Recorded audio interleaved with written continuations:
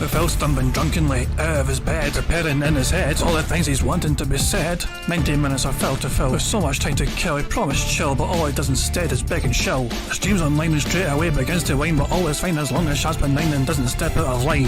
His content's immature for all to endure like fresh manure, but I feel sure he ran straight to feeling so insecure. The money earned on yesterday was withdrawn and long gone, as Phil spending impulse is always set to stay on. If supports are also slow and stays so low and fails to grow, you never know, the show may turn into an easy bingo. Once kicked off across the board with charge to what because his code can be ignored, just how much DSP makes us feel so bored. To help us fight or sleep and try to keep alert to watch a creep who play bingo, but Phil will bitch and why his sheep are also cheap. While DSP is chasing green, we're seeing green across the screen as Phil's routine predictability rivals are slow machine. It's not in burping, leaning ban, it matters not if battery fun is child can't see if hours making feel less of a man. Takes a drink and starts his like before lunching into a big pretending different bills when truth is to buy a wrestling JPEG. Talks about his shitty life of call his cat and fatty wife and all his strife of forgetting that it's unwell and they were rife. With drama he will react but isn't act as a fact as he rehearsed to be exact in how he felt he was attacked. Teaches nearly over and a win is in sight with what to white despite Phil's light that tips were not white. We'll say alright it is okay and now it's time for Phil to play, but first he'll say that tips will help from being off the other day. And with those words we win again, it's never if but always when the game is won. Thanks to that we made it to the very end.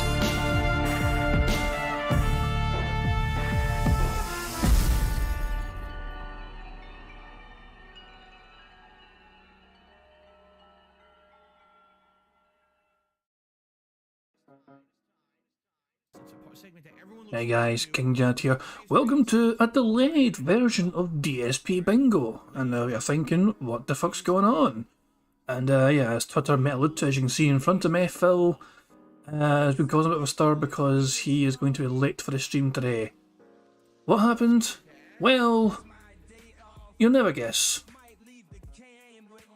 Today's stream is likely going to start late. My wife woke me up earlier to tell me that out of nowhere, like an RKO out of the blue, our car won't start.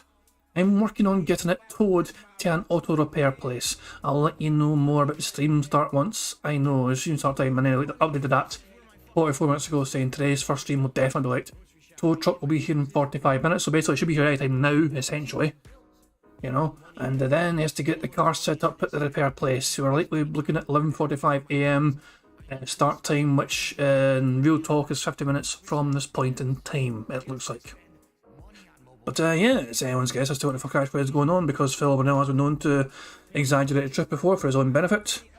I actually remember a time, I cannot remember specifically when it was actually, I wonder if it's on here. Guy, bear with me here.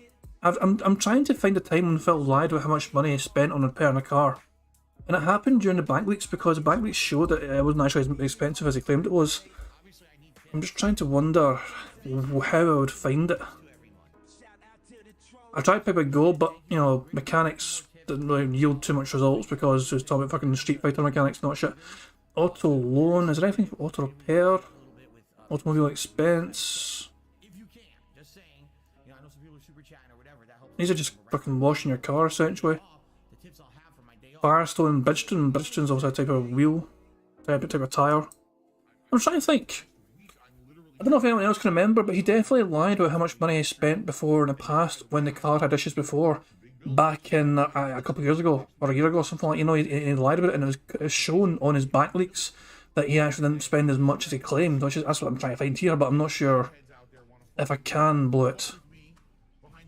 If I can find it, whatever, you know, I can't. It's just bizarre to me, you know. Fucking, I've been trying to find it for the last like 10 minutes and I can't. And I never thought to check the back leaks, but I'm not sure if I can find it on here either. Not unless it was actually about those fucking tyres from Bridgestone. And he fucking pretended it was like, you know, something that cost like $100 to fix, and it was only $22. That would not surprise me. There's 3 different things for automobile expenses. One's a car wash, the other one's a car wash, and this one's Firestone and Bridgestone. Did something happen to him in January? I don't know. Yeah, yeah. Money, money. Oh, money, money. Yeah, yeah. Money, money. Thank you very much, Thurston Annihilator, for subscribing to the channel. Much appreciated. He got a tar patch, and man. Okay, now we know. So we got plenty of fucking time to kill, guys, right? Let's try and find this in Pig Go. We know enough time it happened. The first, sorry, this is the 1st of July, it looks like. Is that 1st of July? American date format. So yeah, 1st of July, 2021. Alright, let's go to Pig Go. And I guess mechanic. How about tyres? Wheel, tyres? I'm trying to think what to search exactly, specifically. The dates are easy enough, we can just go between...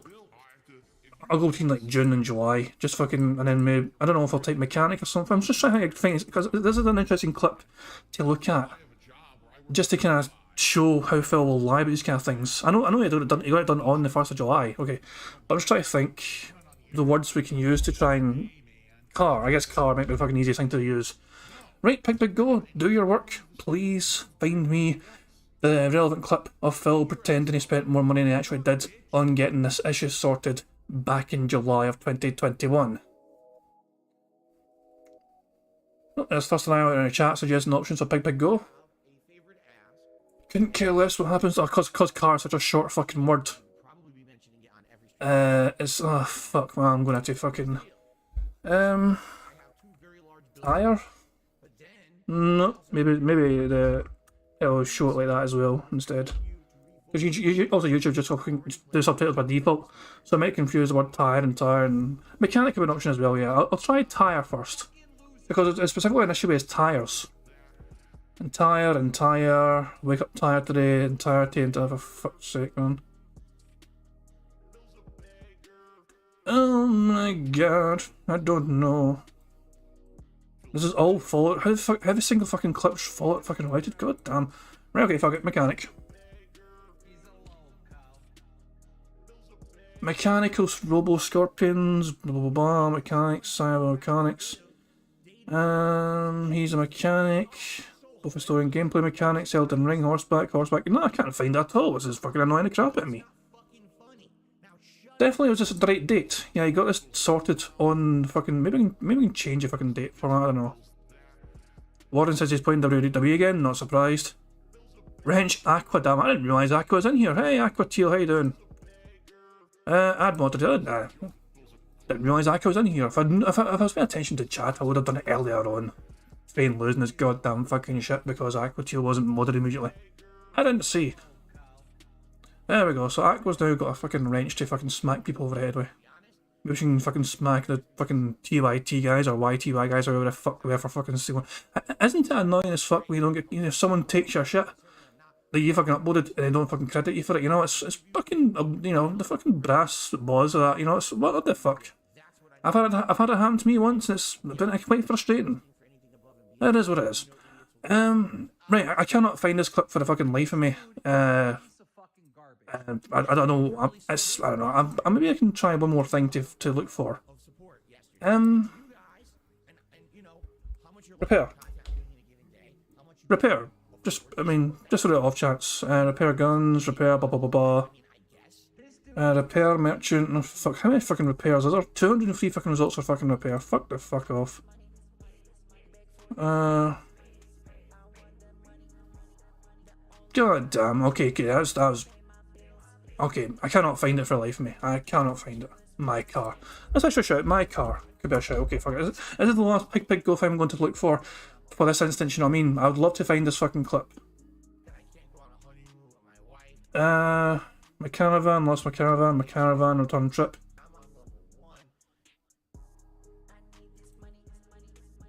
I don't think we're going to find it. Art Oblation, no, I just checked my car. It's not back on Twitch. It's still the same as it ever was. Check my How do I keep my car? How do I pay my utilities? I'm making half as much. Okay, hang on. Let's see what the fucking substance of this rant is. Rewind, damn it. Massive tip, $20. So fuck my nose days. $20 was a massive tip back then for Phil. No, not these days. Not these days. These days, $100 is considered massive. $20 is like expected. $20 is a standard fucking tip from 1 minute, man. And Phil just fucking bats his eyes as if it's a fucking normal expected thing. It's not that special anymore. At your job, think about what you make at your job right now. Whatever pay you make. Imagine if tomorrow you went in and your boss said, I got bad news, I can only pay you half as much. You're making half as much money as of right now for exactly the same job. That's literally what happened to YouTubers overnight. People who made an entire living on YouTube were like, what the hell do I do now? I can't, half as much? How do I pay my bills? How do I keep my house? How do I keep my car? How do I pay my utilities? I'm making half as... Okay, it's not a clip I'm looking for. For life of me, I can't fucking find the clip. Bankless is asking what's going on. Well, I'll show you. Phil is 40 minutes away from being live. He's not live yet because something has happened to him IRL. The car broke. I'll refresh this page to see if any more tweets have happened since then. Nope. So, Phil had to get the car towed. It's just, and you know, Cat broke the car essentially, it seems like. So, it seems late. The things, I mean, we do have some things we can go over. First of all, Phil is going to be late for the stream. It's going to be a shorter stream. Because of that, I'm going to make this a 3x3 bingo card, not 5x5 as usual. I'm thinking the centre space can be hundreds of dollars. Because Phil is going to definitely fucking shill this. He's going to fucking try his best to get people to fucking give him money to pay for this sudden expense. So I'm putting hundreds of dollars in the fucking centre square because I think that's a goddamn guarantee. I was going to do thousands. But nah, I think Phil might be pushing a bit too far with that. So I'm going to stick to hundreds because I think that's a safer bet. Look for James Alessa's tyre patch repair video that covers it. Oh, right, okay, cool, fuck it, okay, we'll do that. Good shout, Amran, I appreciate it. Give me a second, guys. See if I can find this shit. Amran's given a good suggestion. So what you said, tyre patch repair. Just type tyre patch repair DSP.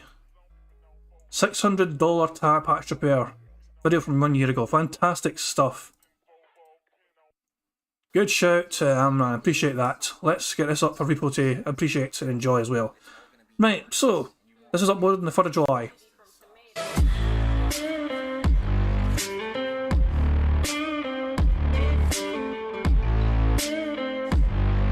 And shout out to James Alessa Express Line for the video. See, unlike some other fucking content creators out there, I give credit for the fucking videos I'm fucking using other people from. There we go. Take that, you fucking other bams. Hello, and welcome to James the Lesser Express Lane, where we get you down as fast as possible. $600 to fix a tire? Where the f did he go? Here's crying, guys, my car's at the shop for repair, guys. I don't know how much it's going to cost me, guy. I don't know what I'm going to do. Then eventually he pointed out, oh no, it was just a tire repair. They repaired your tire? But he claimed it was $600. Like, but tire repairs don't cost that much. I think he's including the cost of a tow. Because instead of slapping the spare tire on there and driving it to the shop, he'd definitely pay the money to get it towed. You know he'd have it towed. Can you imagine DSP changing the tire of his car? It would never happen. This is a man who had to fly his parents out to paint his walls. He couldn't paint the walls of his new home. And you know, guys, before we continue playing the video, I want to look on this tracker. We know the date. Okay, so let's remove the filter if I can. Hang on, how do I fucking? Can I just like undo? How do you reset the fucking filters? No shit, man. Click that. Okay, there we go. Cool. We know the date. 1st of July, 2021. Scroll down this bastard till we get to there and see if there's anything at all. It looks like it could be some kind of tow truck fucking fee. Because there's the fucking Firestone Bridgestone thing there. Now, is there anything around the same fucking point in time that could have been for fucking paying the goddamn tow truck in any capacity? That's what I'm saying. Because his theory was the fucking most of the money went to a tow truck to get a fucking car towed, to get a tyre fixed. So I'm just thinking in that regard, you'd think there would be some sort of thing on the account information that might indicate that. But I don't think there is. So you got the tyres paid up in the 1st of July. And is it here? Is it the tyre patch here essentially? $20 bucks, $22 altogether. Is there anything else here that looks like it could be for fucking a tow truck thing? That's before, this is after. We've got fucking auto loan from Toyota. Bedmark, groceries. There is nothing here that stands out to me as another expense for fucking getting the thing fucking towed. Nothing stands out whatsoever. Not even some sort of fucking late payment to some shit. Does not make sense to me whatsoever. So, okay, let's just continue the video now. I just wanted to check it back next to see if there's anything else that showed that there was fucking anything happening now. So he had to have his parents fly from Connecticut to Seattle, Washington to paint the walls of his new condo. So yes, there is no way he put the spare on there and drove it to the shop. He had that bitch towed. Moron. Anyways, repairable areas, you can see. Very nifty picture. Alright. Anything from that area you can get repaired, usually. But anything greater than 1/4 of an inch or 6 millimeters is not able to be repaired. Tire repair cannot overlap. So forth. My tire patch by itself is never a suitable repair, but you can actually drive on there for a while. If you get a good patchwork done, it's the same as having a tire. If you get a faulty or cheap one done, not so much. But it's like, well, wait a minute, how much does it cost? This guy's claiming $600. The average tire punch repair cost is between $10 and $20. And that adds up. That absolutely adds up. By the way, I want to use Bingo one more time and just search 600. Within the same time period, you know, like 600. Please. Please fucking work, you bastard. We'll just search 100. You bastard, you better fucking work. God damn it, come on. Let me find a fucking clip. 100 cable, for fuck's sake, it's all this fucking Fallout shit, man. Fuck this. Okay, I can't find the fucking thing. I can't find the original fucking clip of Phil saying it, goddammit, but Phil did claim it was going to cost 600 fucking bucks, and yeah, as you can see, he spent only $22 on that fucking tire patch, as shown here. Right here. Does James Lesser actually includes fucking any clips from Phil and this shit? He's just fucking going through like the average fucking tire fucking trick or some shit. Look over tires. Blah blah Blah for six. Blah blah. Know any better? But lots of blah blah. Okay, so it didn't actually include what Phil said, you know, which is what I was hoping for. But there you go. But James Lesser, clears up. Well, $600 was what we were looking for. Phil claimed it was going to cost 600 goddamn bucks to sort his car out, and it only cost him $22. But and yet he still fucking begged hard for money, and he said it was going to be $600 to repair it. I said, for the life of me, I wish I could find the original clip of Phil claiming it was going to be $600. I really do fucking wish I can find that. It's annoying the crap out of me, but it is what it is. Nothing I can do. Bugged, you know, searching for Phil clips mechanics dudes. Phil, as you can tell, is still away. He's fucking shit and freaking out. None of them have no idea what's going on. Car trouble, did break down, all this fucking shit. They're all whining and sad and not doing themselves. It's all fucking miserable. I'm surprised if U-boats aren't in automatically waiting for Phil to come live. Usually they'll run it this fucking time. So, what else? Okay, I sent an email to Phil yesterday. I've shared this email before on Twitter, but if you guys haven't seen it, here's the email. Right in front of you. So, I sent an email to Phil Burnell, and I'll bore the crap out of you all if you want and read it out to you, just if I can go through it regularly. So, I told Phil, you know, subject to the email is a chance to fucking prove me wrong. By the way, SAP Sophie just saying Pastor got striked. Yeah, Sunspot shared that earlier on, I believe, on YouTube, I think, or Twitter, whatever, about Pastor being struck down, and that came out of fucking nowhere. I don't know what. Also, we can have a guess who it could have been, but it's one of those things like I don't know. It's just bizarre the fucking reasoning and logic behind, you know, the tracks getting struck down. There generally seems to be no fucking rhyme or reason as to why it happens. You know? But it's fucking bizarre to me, man. Like, anytime Hate Army's tried to get his channel back up running properly, he gets struck down automatically, it seems, you know? It's fucking mental. But it's just bizarre to me at this fucking point. Yeah, back to this. I mean, I sent an email to Phil yesterday, but obviously Phil was fucking looking for... Phil is... Let's get this fucking straight. Phil does not actually fucking care about getting interviewed. He wants his best to... there's a couple of theories out there. Some people think that Phil just wants to have a power of saying no to a bunch of big time YouTubers that ask him for an interview. Just to some sort of fucking ego trip, you know, some kind of power kick he gets saying no to all these fucking YouTubers, like he fucking did to Rich before, because he fucking shat over Rich's idea of going on his fucking show to talk to him for a fair and balanced interview. Phil fucking just sent an angry email saying, "I fucking right, you know what I mean? Why do you fucking just take your clothes off and, you know, swallow cucumbers and all that shit, you know what I mean? There's no fucking way I'd go on your show. You keep making my wife cry and all that shit." So it kind of gives some kind of credence to the possibility that he's actually just fucking doing this kind of thing to try and just shit all over other people and other content creators that are reaching out to him to try and get some, some interview or some shit, just so he can fucking feel powerful enough to say no to all these people. Of course, the running theory is that he just fucking wants a bigger stage to fucking spout his lies, because it's one thing when people like me and Sunspot and Aquatio and Hate Arnie and Pastor as well, and everyone, when we fucking say Phil's a fucking piece of shit, hypocrite, lying son of a bitch, that does not reach a huge, it reaches, it'll reach a few thousand, maybe a few 10,000 at times ears, but it's not going to reach millions of people. The stuff that we do doesn't reach millions of people. But when you've got these kind of big time YouTubers that have over a million subscribers, who have hundreds of thousands of views, if not millions of views in their fucking videos, and Phil features on them negatively, that's what he's fucking freaking out about, that's what he's panicking about. It's not necessarily about the fact that these fucking guys, these big time YouTubers are... He is actually kind of lucky they don't know too much about him. They're just basically kind of falling off the things that we're doing, and just kind of going with the stories that we've been fucking spouting off for the last several months.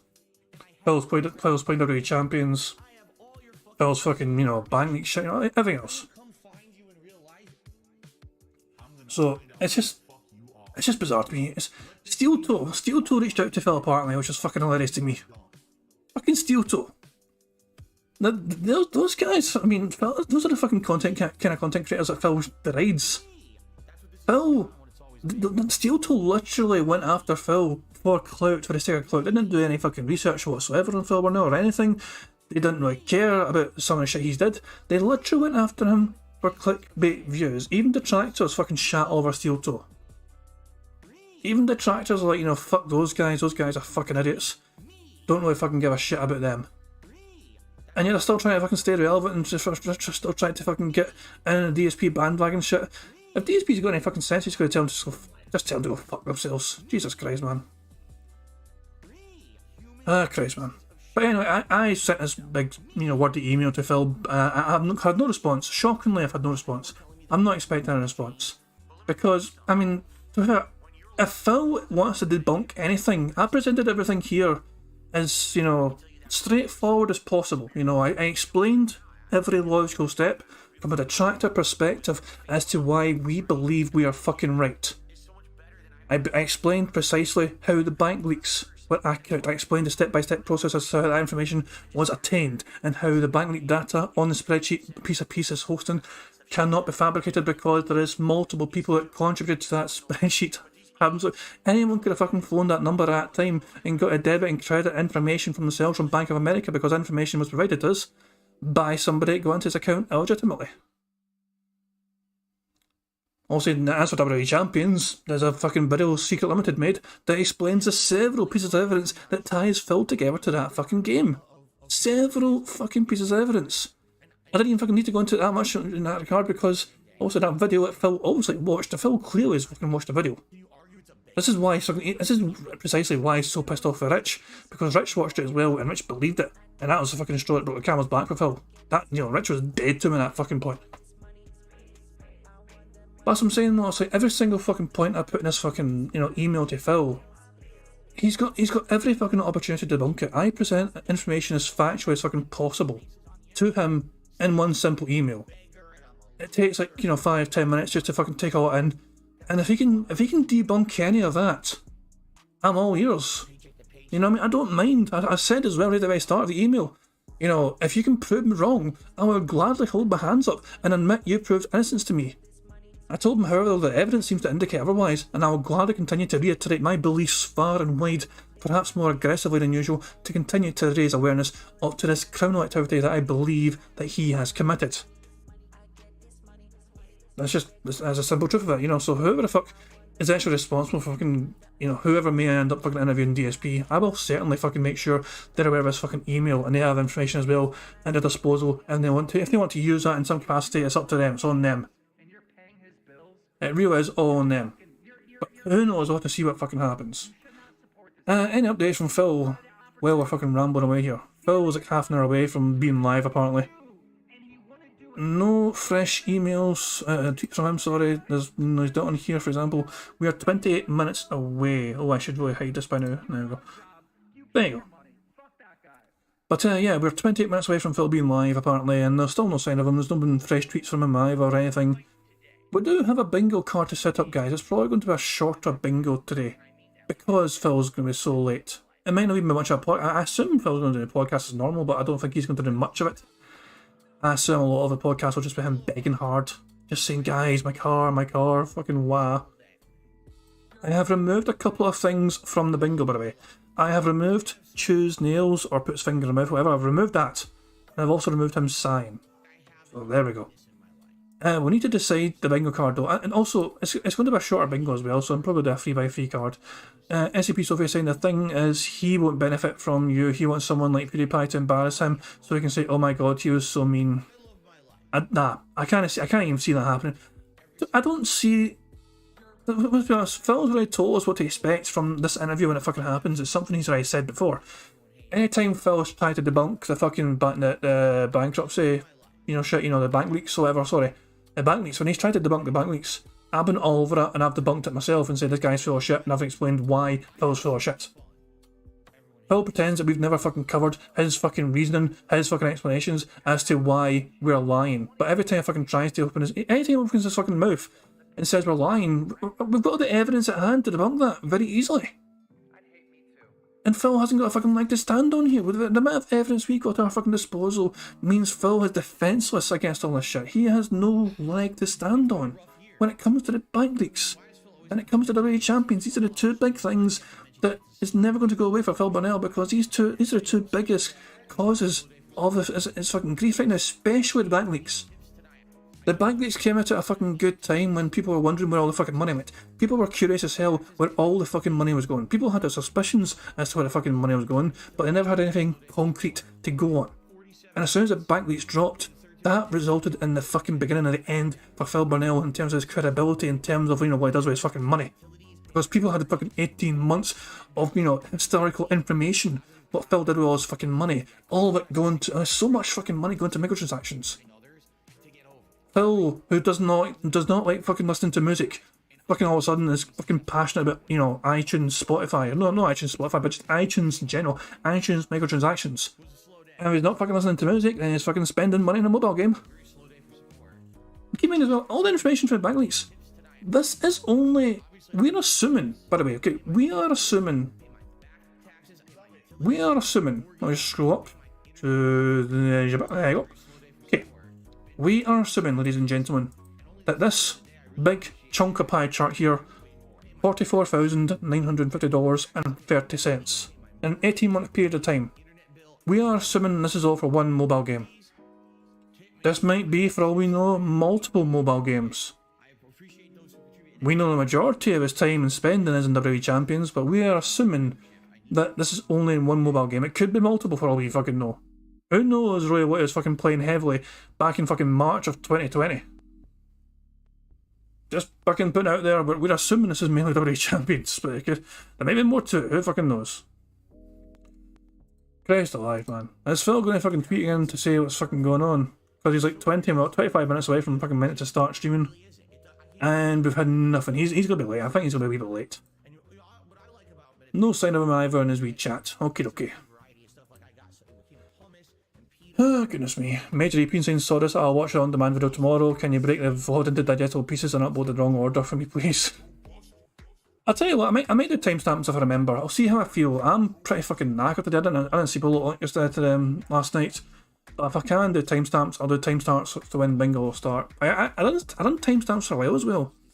And then just fucking stopped doing it because I'm a lazy bastard. And I'm going on the defence, I'm a lazy bastard, I hold my hands up, I'm a lazy bastard. But I should absolutely fucking do timestamps again as to when the bingo will start, just for sake of convenience for people that like to watch us on demand. So I'll do my best to remember to do that for you, Major EP.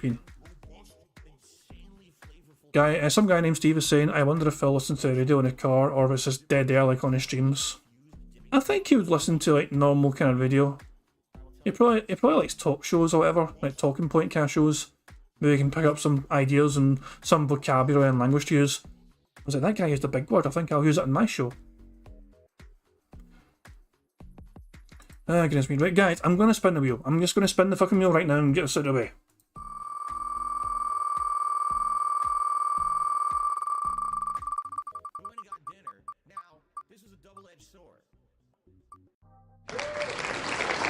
There we go. There we go. Fucking hooray for that.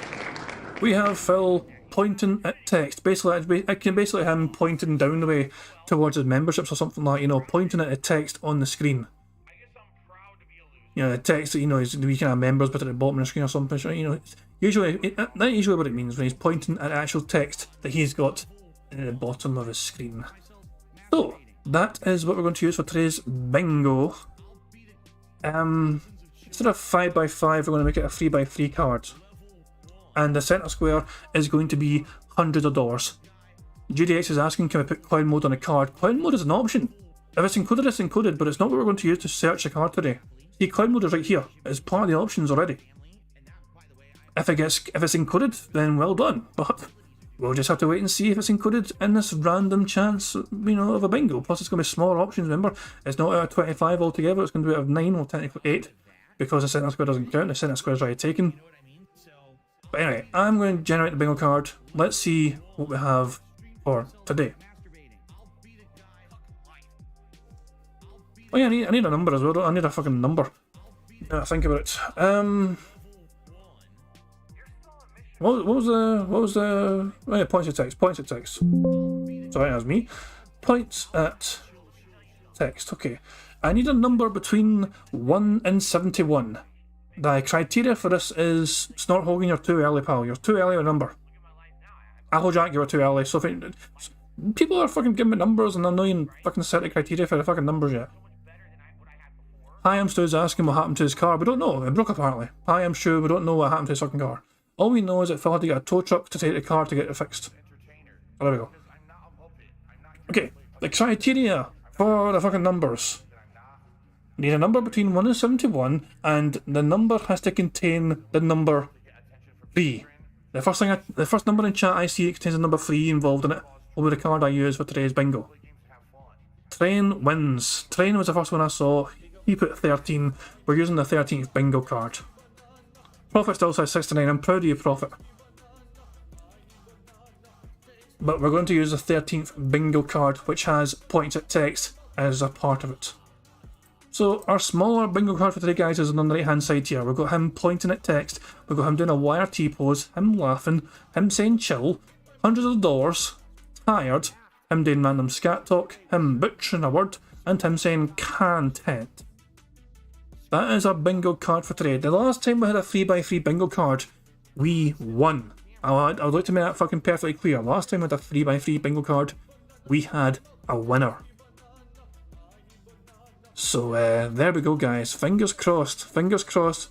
You know, we're gonna get another win today. It'd be fucking pretty good, you know. But I'm just saying the omens are good there. This is likely going to be a shorter podcast today, which is why I'm doing a 3x3 bingo card. I'm not anticipating a normal length podcast. I'm anticipating a much shorter podcast, which is why we're going 3x3. Which is why we're going this guy. And this is what I'm saying. So I'm looking forward to this. I'm optimistic of getting a full house. As I said, last time we done bingo, it was for a 3x3 bingo card, sorry, it was actually a full house and somebody won a prize. I cannot mind who it was. It was the second person ever to win bingo. Who was the second person ever to win bingo? Lord Boros was like the first one. Wetwork, I think it was you, Wetwork, actually, yeah, I think it was you. Yeah, Wetwork was the second person to ever win. I think Wetwork won the 3x3 last time. So there you go. And the third person to win, of course, was Johnny Chase. We've had 3 winners ever of the bingo. Lord Boros, Wetwork, and Johnny Chase. So next time, it could be you. We'll have to wait and see. Let me just save this bingo card before I forget to save it because I'm a dum-dum. Because it's such a smaller card as well, it's going to be kind of strange. I need to like fix things a wee bit. Is Phil awake yet? Or no, awake. Is Phil like tweeting update shit? What the fuck was going on? Refresh your goddamn page. Anything happening? Nope. Still nothing happening. Is he live? Is he on his stream? No, no signs. Phil is still like 18 odd minutes away apparently. We don't have a fucking clue what the fuck's going on here with Phil. We don't know if he's going to be live in 18 minutes time or not. We have no earthly idea. Oh, I've got 2 new notifications, look at that. Yeah, so I've had a few things to say on Twitter, as you can see, you know. Phil getting interviewed is a waste of time and nothing to get excited about. As Decepticon points out in my stream, last night, all Phil wishes for is a large stage to spout off his already repeated claims that us detractors are lying and just to believe him. A few people seem to like that email. Anything else? Get ready for all the positivity the last few days has been negated by this. Oh, that's a great saying. That's a great saying there.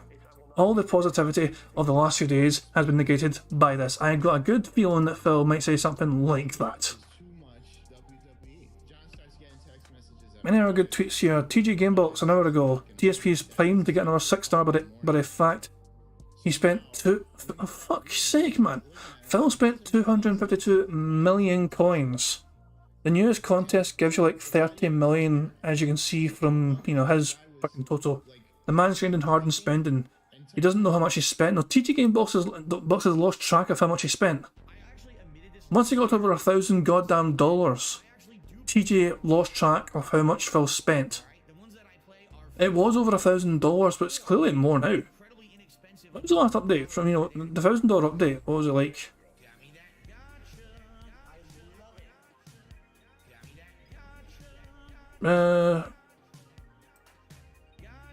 This is back at fucking... So Phil had spent like 5 million, almost 6 million coins or whatever, and he was 20th in the world on this particular leaderboard here. And that was $1,017 at that fucking point. And now he's... Oh, is it another contest? Is it a news contest? Still, what in the fuck, man? Phil is top 12 in the world in WWE Champions time. It's just crazy. When it gets to the fact that TG Gamebox is not able to work out how much he's spending, you know it's a lot of money. The disgusting rotten smell of awesome rewards is just another no-brainer to join the daily showdown tournaments and earn up to 35 times 6-star bronze tokens throughout the week-long contest alongside more inhuman... Jesus Christ, man, they're such a fucking money-grabbing company. For Jesus Christ, man. This is something. This is why I should never be jealous of a DSP, guys. Remember, Phil spends pretty much every free fucking penny he has on this fucking game. Some people might fucking spend their money on things, they'd actually get a lot more enjoyable, something. Some people might, imagine if Phil had not been addicted to WWE Champions. He's like, I'm going to spend this money on a honeymoon, guys, you know what I mean? Peace out. And we'd be fucking going, for fuck's sake, this guy's going to fucking have an amazing holiday with his fucking fat-ass wife, probably all inclusive somewhere, she can stuff her fucking piggy face all fucking live long day, and Phil will drink as much as he can, all inclusive, in the sunshine and all that shit. We would be a wee bit salty, we would be a wee bit, for fuck's sake, Phil's swindled and scammed his way into a fucking nice all-inclusive holiday because his dent head's fucking paid for honeymoon. Instead, we get to watch Phil blow all his money into WWE Champions. Which is fucking incredible. All his fucking money he swindles from his fucking fans just gets fucking shat away down the drain to this fucking stupid mobile fucking game. And Sophie fucking makes a perfect fucking point. Dude would be rich if he stopped doing this and invested his money wisely. Phil has never been one to invest his fucking money wisely. That is what it is, there you fucking go. Stevie Dead's going out his fucking mind as usual. Some people seen Rich's email, or tweet, sorry, about Phil's email. Phil's reply to my invitation to come on the show. Call him shocked he won't come on. Rich, I am going to be honest as I can with you here. The moment that you said believed the tractor bullshit. Sorry, the moment that you said you believed the tractor bullshit about me and cancelled your membership to my channel publicly on your stream in an act of stopping the enablement, you literally told your viewers that all of it was real. It doesn't matter if that's what you intended, it's what happened. No matter how much you'd attempt to make the interview fair, I will be talking to an audience that mostly already believes all negative bullshit because of your actions. You're watching the tractor streams and content, including on Christmas Eve last year, which is just mind-blown to me, as if you don't know what this season is supposed to be about. As if you fucking do, Phil. Has brainwashed your audience. I outright asked you to stop making the reference to my 2016 oops moment because it was hurtful to myself, my life, and my viewer base. You ignored me and continued, even doubled down. You regularly profit on my misery. This is intentional. You don't have to work as long as someone is talking shit about me and you can just respond and make bank. It's not respectable, it's deplorable. I see absolutely no benefit in appearing on your stream, and that's your fault, not mine. I would have gladly come on if you didn't act like a complete, utter jackass to me historically on YouTube. You can't seriously expect me to believe that you're neutral when you directly benefit from shitting on me. And that's defying the point. You made so much money on me already, there is no fucking way I'm going to let you make bank on this interview as well. It's your loss, and you have nobody to blame but yourself. You could have been someone great. Instead, you chose to be Discount Keemstar, who sucks cucumbers with his shirt off, which even he doesn't do. Yikes. As an example of what Phil was wanting to do, probably, tell a lot of people to get in touch with him, looking for an interview. He wants to fucking just shit all over him as, happily as fucking possible. Even though Phil said there was no fucking, limitations as to who he would do a fucking interview with, whatever, it was all open, up for grabs. Anyone could be on the fucking table, essentially, as long as he fucking checks them out first. Nah. The reality is, Phil was just looking for some, some people he fucking wants to shit on, so he could shit on them. So, let's have a quick update and see if Phil's back! And the game. Phil is back, the stream is live. He has 937 members. Yep, and he's going to start. He'll be starting in a fucking second. Okay, guys, I better fucking get Bingo set up very quickly. I'm racing against Phil, who's probably not going to fucking waste too much fucking time. And for fuck's sake, stupid fucking Microsoft Paint. Stop being a fucking dick, Microsoft Paint.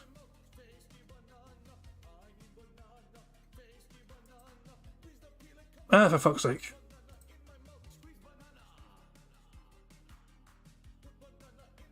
Yeah, Microsoft Paint has just fucking died on me, Jesus Christ. Can't even close the damn thing.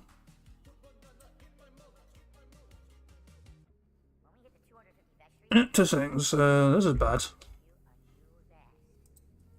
Am I going to fucking task manager this fucking shit just to fucking close Microsoft Paint? Fuck off. 2 seconds.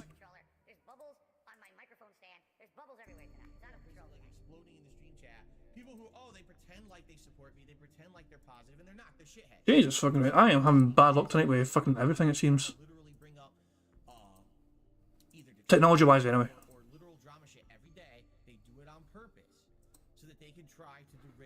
Okay, right, I've got that open.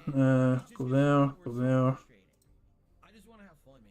2 seconds, and Phil's not live yet, but okay. It's not even fucking Paint 3D, it's fucking just normal fucking Paint. Let me get the colours all sorted for the fucking, there we go, make it all green, press OK. Fuck it. And then I need to fucking change the size of this shit just so it's all fucking looking better. But it's all going okay. Not too bad at all. The tow truck was a cat. That's a shot and a half, for fuck's sake. Well, right, let me just, so I need to do this first. That. Okay, and then do that. Oh, well, I'll do. Oh, it's alright, I guess. Because it's a smaller card than usual, I have to fucking adjust the size a little bit, but there we fucking go. We are essentially ready to go. As you can see, I've added a couple of some information at the very top of the bingo, the screen for you guys. 100 likes equals a free space. 50 snorts equals a free space. Now, I'm not expecting either to happen regularly, if fucking ever. We were like, I think we got 80 likes in yesterday's stream at the blue, which is kind of nice, but I'm not expecting it to happen. This is why I set the fucking bar so high. Because if that does ever happen, then okay, then fair enough, it's a free space. And also that could be a difference between a full house and not a full house. Yeah. So instead of fucking blowing bubbles for you guys, I'll tickle something on a bingo card, which could result in one of you guys getting money from me. A cash prize, like, it could be a literal, cash transfer over PayPal, it could be a fucking voucher. Eric K, I emailed Phil about a potential interview, but there's no way it's going to happen because he's ignored my email. My email had too much logical, factual information in it, and he didn't really know what to do with it, so he just ignored me. But there we fucking go. Phil was doing his best to fucking get his stream set up, he's just trying to adjust the volume and all that shit. It's a later start than usual, but Phil is looking like he's about to start any time now. Ooh.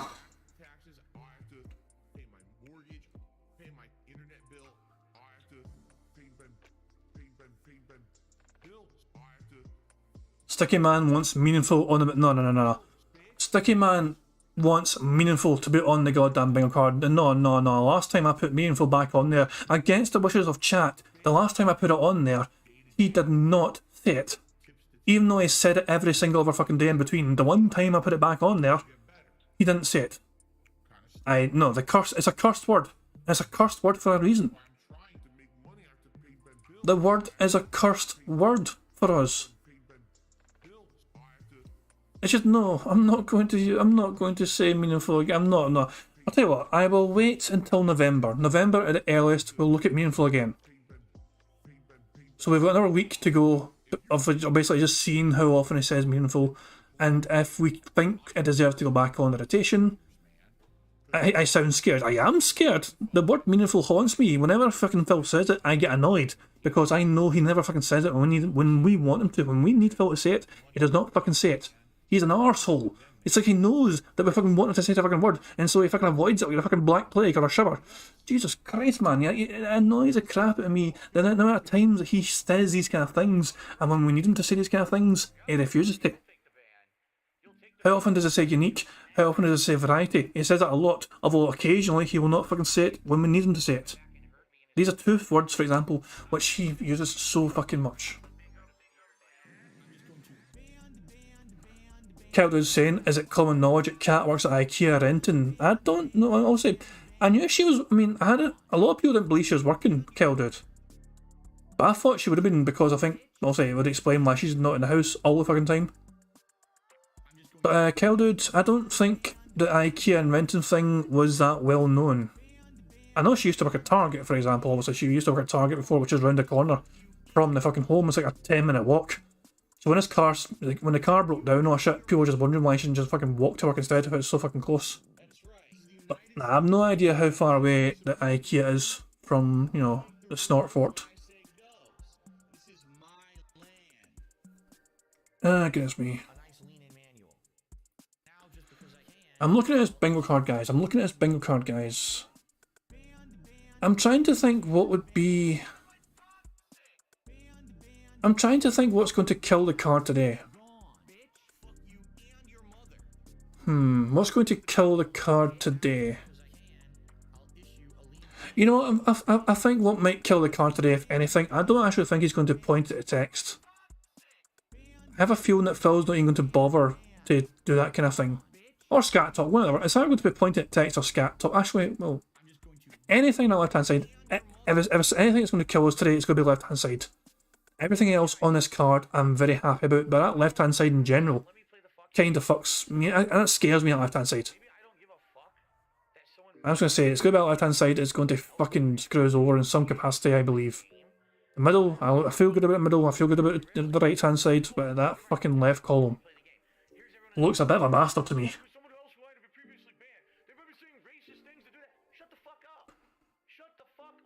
Come on, Phil, hurry up, you fucking dick. Fantastic, Mr. Sam. Would you say it's making me nervous? A wee bit. Just a little bit. I'm gonna... Sorry, I don't know how long Phil's going to wait, but I'm just going to turn the music up and we'll just wait for him to go live. We're all prepared. We're all ready to go. So we'll just keep an eye on the fucking, you know, little dumb intro starting. You guys can enjoy some Meerkat music. And I'm going to give my voice a wee break. Money, yeah. Money. Oh, money. Yeah. Money. Thank you very much, Sniff Burnett, for tipping. He says, I think we're in for some god-tier begging and god-tier wailing today, boys. Buckle up. It could very well be, because Phil... So this is why I put it centre square as hundreds of dollars, because I think Phil's going to use it as a fucking reason to beg and beg some more, despite the fucking amazing support he's had over the last several days. In fact, Phil's going live now. I'll even check. Phil's going live right now. Train is right. No break for me. Boo-hoo to me. Oh well. But, yeah, you know, you guys all know the drill. Tag me in chat if something happens on the bingo card and I miss it. Or just make sure I don't miss anything. Give it a fucking go. Good luck, guys. Good luck. See, Hi, my name is... What? My name is... Who? My name is... Slim Sharksy. Bethel.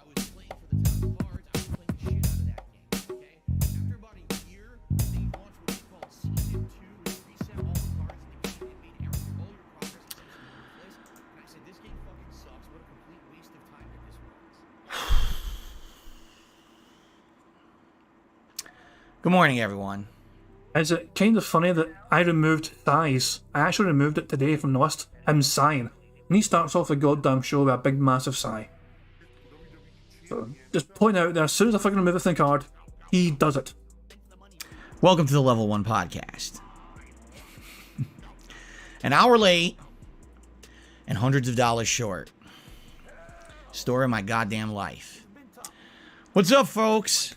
Today is Monday, the 24th of October, 2022. The show is starting late by about an hour. Well, I guess you could say about 30, 40 minutes late. Normally I would start the podcast around like a little over after 11 a.m. It's now 11:40, just hit 11:40. I don't like being late. I detest being late. I like having a schedule that I adhere to, that you guys can depend on. But sometimes life throws you curveball, a monkey wrench into your plans, however you like to use an anecdote to describe it. Today, I'm in bed, and my wife had already gotten up earlier. Well, I should tell you, today is Monday the 24th of October, 2022. We're halfway through my streaming week. Today will be a full day of gameplay streaming. It's actually a double new release day where we're going to be doing both Gotham Knights and Plague Tale Requiem. So I'm excited for today. I'm hoping that we don't lose too much gameplay, although admittedly, because now I have important stuff to talk about on the podcast today, we're probably going to lose some gameplay of Gotham Knights tonight. And obviously, I apologize for that. But, over the years, this has become more about the human relationship and the human factor than all just gameplay, I think. Especially on a podcast here that I do every day. You guys want to know what's going on with me. So, allow me to tell you. So, here's the thing. All right? I should actually bring this up because it actually is kind of, I think, unrelated. But yesterday, my wife says to me, after we have dinner, we were relaxing in the living room for a few minutes, and she said, "Hey, just so you know, I just remembered. When I was coming home from work the other day, the indicator light came on the dashboard of the car that said tire pressure may be low." Now, this happens every once in a while for good reason. You might actually have a leak in your tire, which we've had once and had it repaired a couple years ago. Or your tire could just have lost air naturally over time. This usually happens when there's a change in weather or seasons, or if you hit something, you hit a curb or whatever, you can lose air in your tires. So I said, well, geez, I hope it's not a leak. We've had that issue before. It's annoying to have to bring the car to the shop and have them fix it and bring it back home. So hopefully it's not that. Maybe we just need to fill the tires. So, I turned on the car. Car ran beautifully. We actually have a home tire pump just for something like this. So that way I don't have to go to a gas station or whatever to do it. Checked the first tire. This was the tire that previously had a leak in it. It was around, I don't know what the rating is for tire pressure. But basically it says right on our tire, you never should overfill it to over 40. I tested it. It says 25. I said, okay, so it's a little over half. I can see maybe why the indicator went off. Let me pump it up. So I did. I pumped it up to like high 30s or something like that. Seemed fine. Seemed firm. Didn't seem like there was any issue.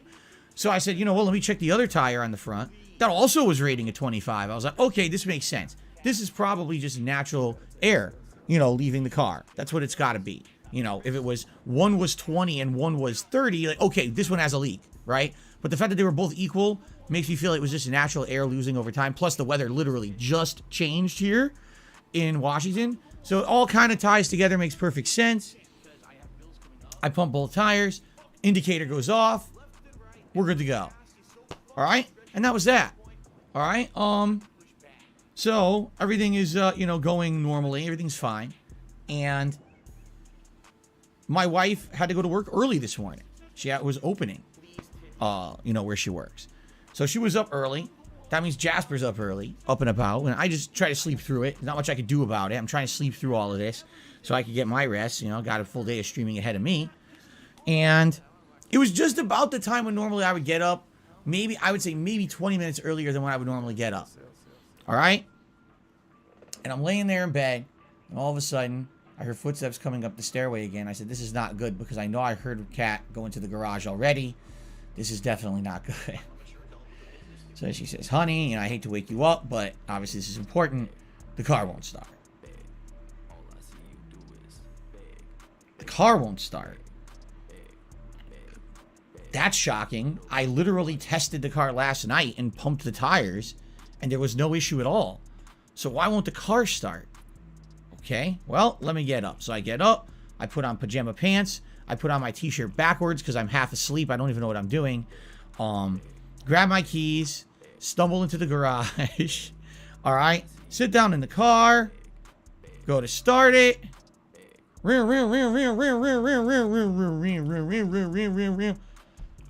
Battery works, lights are on. You know, it's not like it looks like the battery's dead or anything. It just won't start.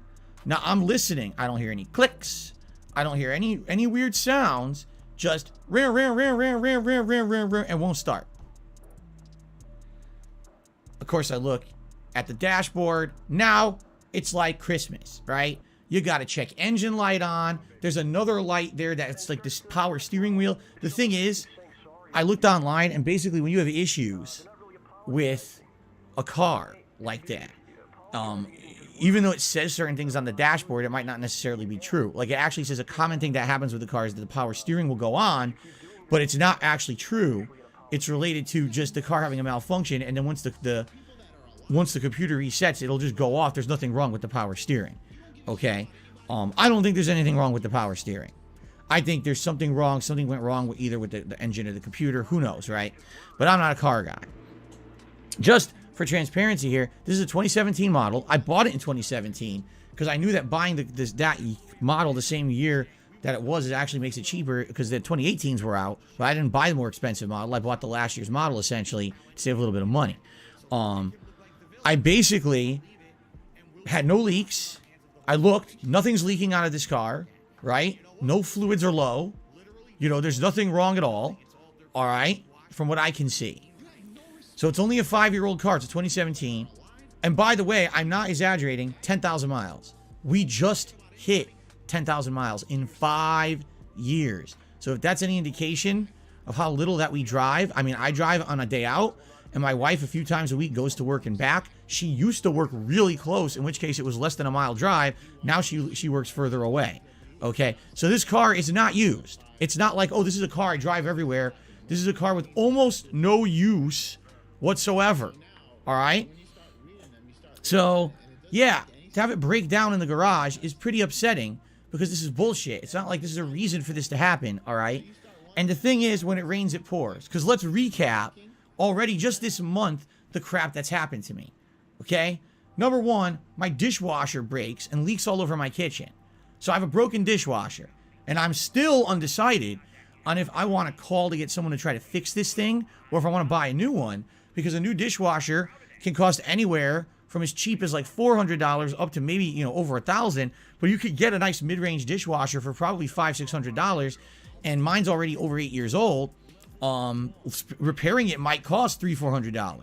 In which case, why repair it, right? So I'm already have a broken dishwasher that I'm thinking, you know, later this month we got to figure out how to fix it or whatever. All right. Then what happens? I get over $400 in chargebacks, right? And thankfully, I have a very supportive audience that helps me out. And you guys basically negated the chargebacks. You did. Within like a day, you rallied and supported me so much that those chargebacks have been negated. And now it's just like a normal week for me now. I'm counting that as a T-pose. I'm counting that as a goddamn T-pose. That counts. That is a first bingo. As I sadly predicted, the left-hand side is giving me fear. Instead of being behind over $400, it's like a normal week for me now, which is nice. Okay? So thank you so much for that. That was really unexpected and greatly appreciated. Now my car doesn't work. All right? This is ridiculous. So what do I do? Well, what are you going to do? Your car won't start, right? Luckily for me, I have a repair shop right around the corner. But I can't get it there. So first thing I do, I call the repair shop, talk to the person, tell them everything. They're like, all right, don't know what it is. You got to get it in. You know, we'll see if we can look at it today. And if we can't, you know, we'll look at it definitely by tomorrow and go from there. All right, let me get it to you. What else can I do? Right? So I call a tow truck. Tow truck comes, gets the car, literally drives it around the corner, drops it off. Here's your bill, $200. Why is he so fucking weak that he can't fucking push the car? I'm not trying to brag or anything, but it's not that hard to fucking push a car around the fucking corner. I've done it before in the past. I've done it as a fucking kid. I had to fucking help my dad push a fucking car before in the past, years and fucking years ago. Phil, Mr. I'm fucking so much fitter these days. Fucking get Kat to do it. I think of all the fucking horsepower Kat's got, especially with that fucking weight behind her. She could have fucking helped fucking push the fucking thing and all. No, wait, she had to go to work, didn't she? She probably fucking got a taxi to work or something, so she probably wasn't there at the time. I assume that Kat fucking just fucking left Phil wait, you know, and got her fucking self to work in some other capacity. But Phil couldn't be asked to try and push a fucking car around the corner. How? Such a lazy bastard, man. Could you not have fucking paid a neighbour to do it or something? Or ask a neighbour for help. Knock on the door of your neighbour. Your beloved neighbourhood, the fucking private gated community of all your beloved neighbours, not shit. You all know each other so well. You're all protected from the outside world because there's a gated community. Come on, rally together, guys, and help out when you can. Neighbourhood feeling, you know, community spirit. Ask one of them for fucking help. No, of course not. Phil doesn't actually fucking talk to any of his fucking neighbours whatsoever fucking ever. He's a fucking hermit. You get what you fucking deserve, Phil. 200 of the easiest dollars that motherfucker made ever. That fucking shout out to that tow truck guy. 200 easy dollars from some fucking lazy bastard denthead. It was a 5-minute car ride, but there was no way I was going to get the car there without a tow truck. $200. Great. That's just a great start, right? So that's just before they haven't looked at the car yet. All right. So now the car's there. By the way, so my wife can't work today. Yeah, money, money, oh, money, money, yeah, money, money. I heard it as well, guys. I heard it as well. He said my mum, my wife. I rewound it, we'll hear it again. But first of all, thank you very much, Bart Wells, for Super Chat, who says it's raining in Vancouver, BC today, so maybe it's raining down there and it isn't Phil's day for a shower. Very well could be, yeah. We all know fucking Phil is very eager to avoid, you know, soap and water at any fucking cost. Guys, I need to make sure you guys hear this perfectly fucking clear. I rewound it. Listen out for it. Now the car's there. By the way, so my wife can't work today. My wife, Jesus. So she's there. She was there. She could have helped push the car. That's so much wasted horsepower. I'm going to keep using that joke. I don't fucking care. But she could have she could have helped push the fucking car. The two of them together. Those two can do everything together. The power of love can overcome all obstacles. And they could have pushed a fucking old Toyota Corolla or whatever around the fucking corner. Instead, no, she fucking sitting on a fat ass playing Skyrim as usual. And Phil just sitting there waiting patiently for a fucking tow truck to fucking to come and take the car around the fucking corner. Oh my god. Oh my fucking god. And one more time, and then I'll just keep it on. Keep playing. Just before they haven't looked at the car yet. All right. So now the car's there. By the way, so my wife can't work today. She was supposed to work. She already has issues getting hours at her job. You know, like she's trying to get more hours at her job, and she's not getting as many hours as she wants or needs. Money, yeah, money, money, oh, money, money, yeah. Thank you very much, Prophet, for a super chat. It says, rain in Vancouver, snow here in Edmonton. It's a Christmas miracle. Although I spelled Christmas wrong. Not sure if I meant to spell Christmas wrong. It's a Chris Tams miracle. Bit early for the Christmas celebrations, pal, but yeah, at the same time, eyes. I would love it if we got snow this year for Christmas. Scotland's and UK in general, we very rarely get a white Christmas these years, you know, but great to fucking get it. But I say that without having to worry about going anywhere usually because I'm fucking work from home, but that's just me. Yeah. Phil though, let's be honest, the weather, it's funny how the weather should not affect Phil being a hermit, but the fucking sunny days affect him because he has an office that stares into the fucking sun. Most people enjoy sunny weather. Most people when they see sunny weather are happy with it, they're overjoyed by it because it makes them feel happy. It's a brighter day, the fucking sun is out, there's more colour to the fucking world. For Phil Burnell, it's one of the worst things that can ever fucking happen to him because he gets too hot in his little fucking tiny office. And now she loses a shift. I'm going to rewind this guy, sorry, I'm going to rewind it just to make sure I don't miss anything. She already has issues getting hours at her job. You know, like she's trying to get more hours at her job and she's not getting as many hours as she wants or needs. And now she loses a shift. and there's nothing we could do about it. It's too late to get it's way too late to get a bus or something to get there in time for the shift. So she had to call out, it's messed up. So now out there, she's stuck at home now. Bill literally just got paid by YouTube. How the fuck can you not just fucking put her fat ass in a taxi? What? He literally just got paid by YouTube. Never mind the hundreds of fucking dollars he's been given in tips. This man has been given incredible amounts of support lately in tips, as well as getting his YouTube payment very fucking recently. And Phil won't get her to work any other way. No Uber, no taxi, no nothing like that at all.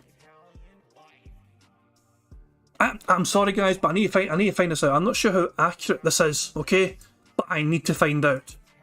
Give me a second. Give me a second. Apparently, Kat works in the fucking what the fuck was it?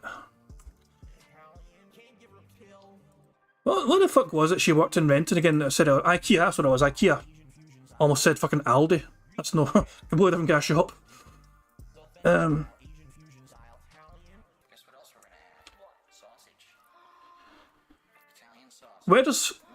Okay guys, where does Phil live again?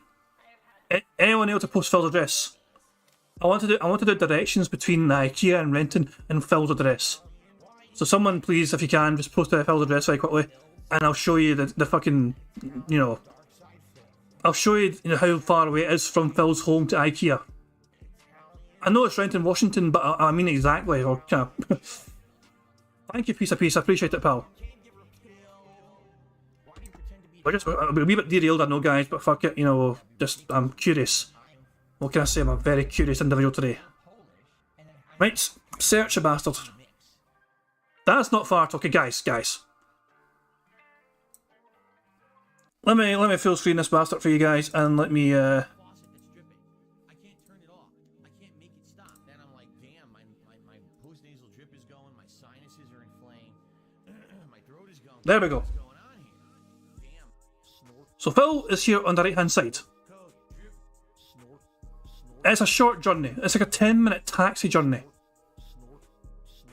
It's a 10-minute taxi journey. The IKEA is there in Renton. Phil's domicile is here.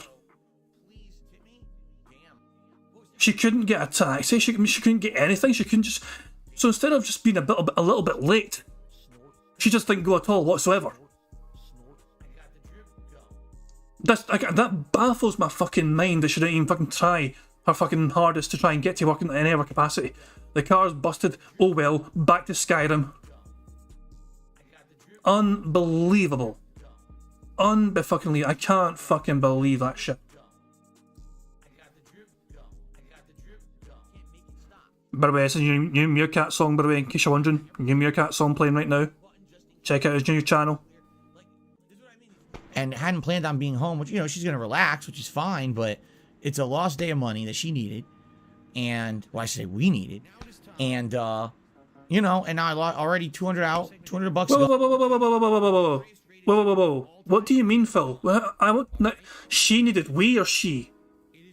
No, this is a very interesting thing. Piece of piece will definitely be interested in this shit.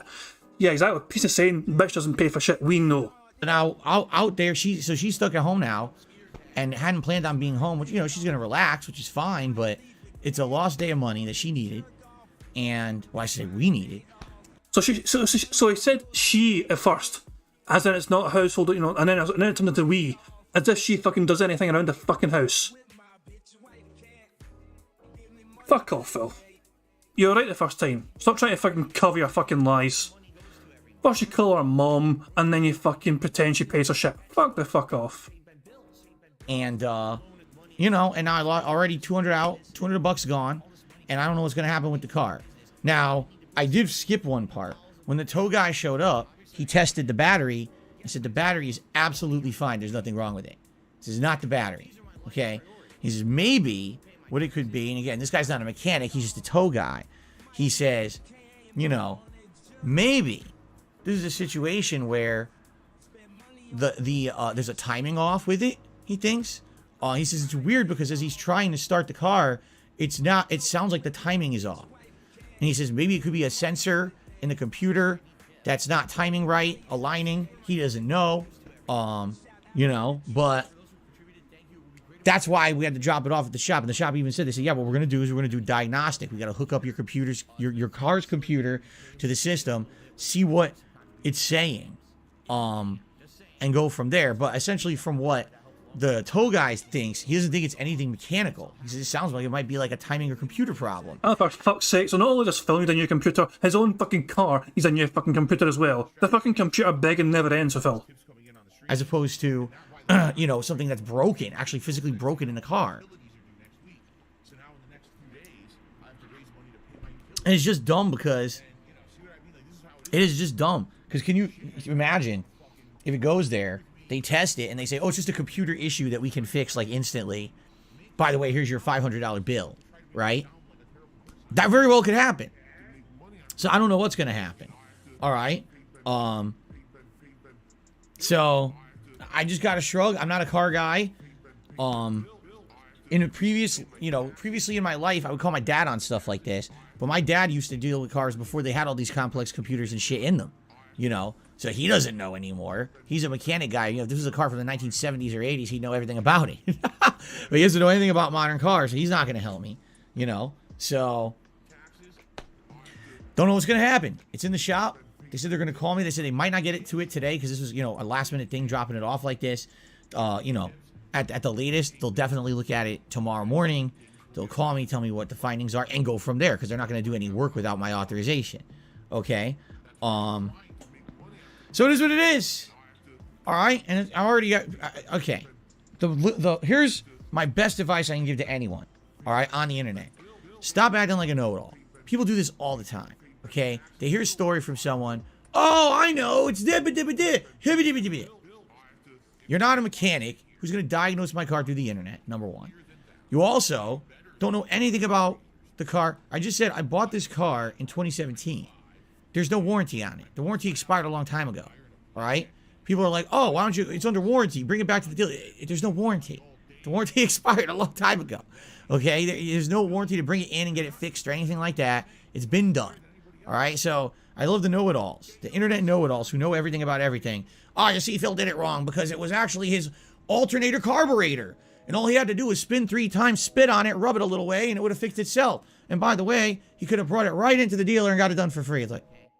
Okay, as it's best at him trying his absolute best to fucking stop people from trying to predict what the fuck's wrong with it. So when he's fucking giving his fucking figures, he's saying all these hundreds of dollars he needs from the fucking fans. He does not want anyone fucking correcting him and saying, by the way, it would have only cost you fucking this amount of money because this is what's wrong with it. He's trying his best to shut that down immediately so he can fucking put his own arbitrarily higher inflated figure onto it so he can fucking get as much money as he can from his own stupid fucking fans that will give him all the fucking money he asks for these fucking random emergencies. Not shit, man. There's no fucking way. He is trying his best to fucking get in ahead of all the people that are trying to say what's fucking wrong with it. All the people that are genuinely... His fans will sort of like we're trying to help. His fans may actually be fucking mechanics. They actually fucking may have experience in all this kind of shit. They might just be fucking trying to put their own random guest opinion on what it could possibly be. And he's shitting all over them, trying their best. He wants them to fucking shut up because he wants them to believe his lies when he tells them how much it's going to fucking need from them in future. It's just... I do wish Mock's chat was on the card. Does that a bit ticked? Money, yeah. Money. Oh, money, yeah. Money.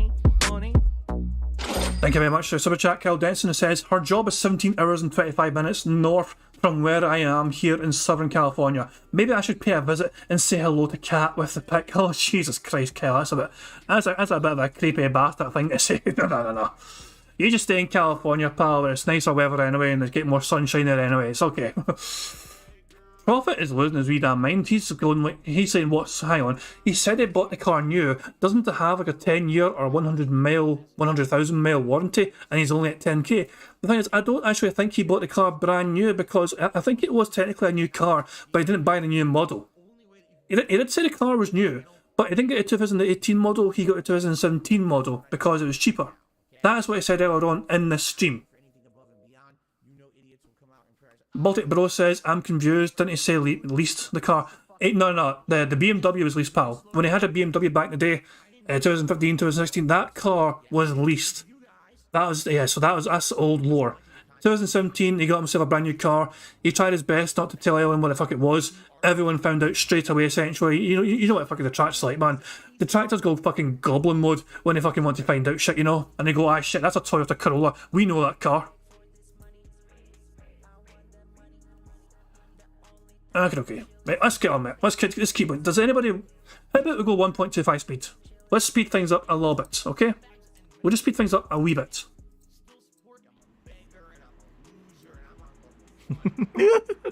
Sure. Whatever you say. But anyway, you know, it sucks, obviously. This was not something that was planned or intended. Now my wife is missing work because of it. You know, we gotta hope that this is something that can get fixed relatively quickly, because my day off schedule for this week is Thursday. On Thursday, we had a ton of important stuff to do. You know, including grocery shopping, obviously.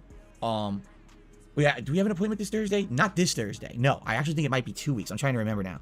So that's not a big deal. You know, I was supposed to get the final pieces of my Halloween costume, because my costume is right now incomplete.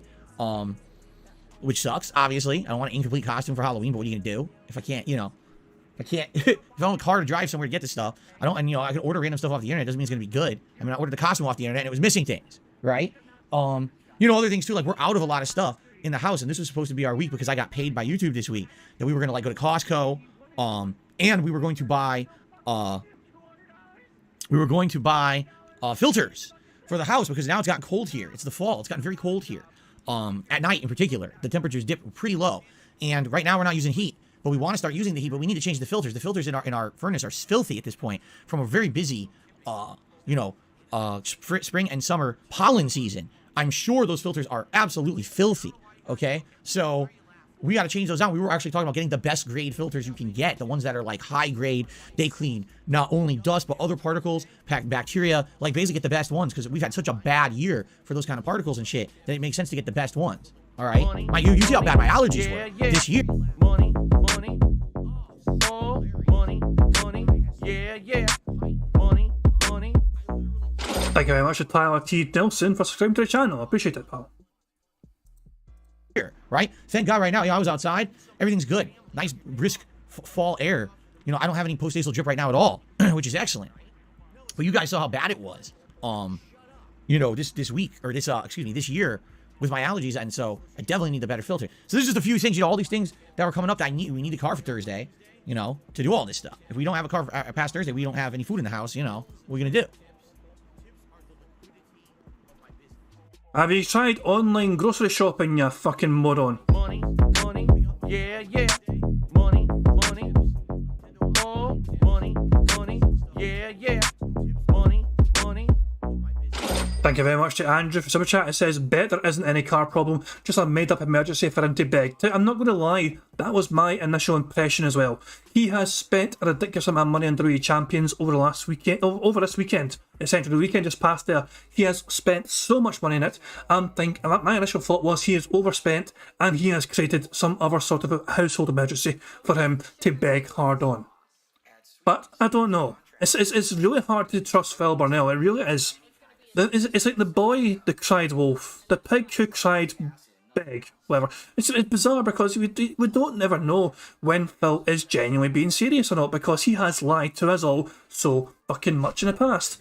Including, obviously, when you go back to this fucking tips tracker for the bank leaks.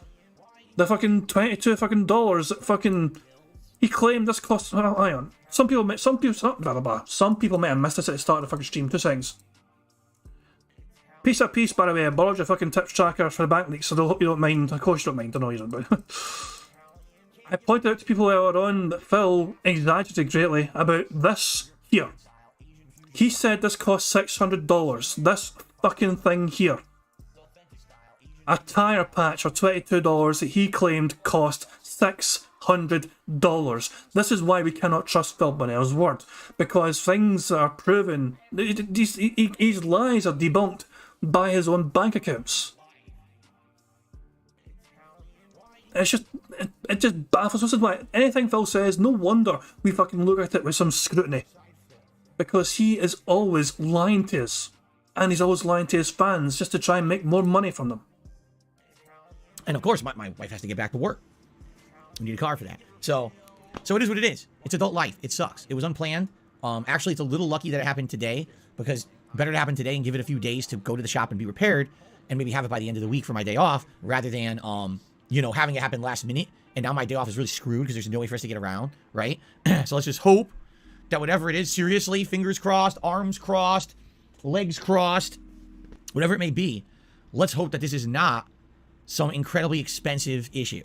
Let's hope that it's something that can be fixed relatively quickly and easily. Let's hope that it's not something that recurs. And let's hope that, I don't get screwed here. I mean, it's only a 5-year-old car that I really don't drive.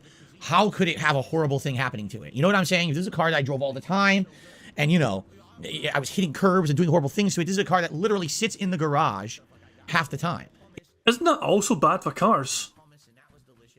I'm pretty certain that if you don't use your car regularly, that's also kind of bad for your car to fucking just kind of, be able to run properly. Yeah, so it could very well be. August Stevenson is asking, where does Cat work? We have been led to believe that Cat works in IKEA in Renton, which is a 10-minute drive from the Snort Fort. It only gets driven when my wife goes to and from work and on my day off. That's it. 10,000 miles in 5 freaking years. So can you imagine if it's something drastically bad? You know what I'm saying?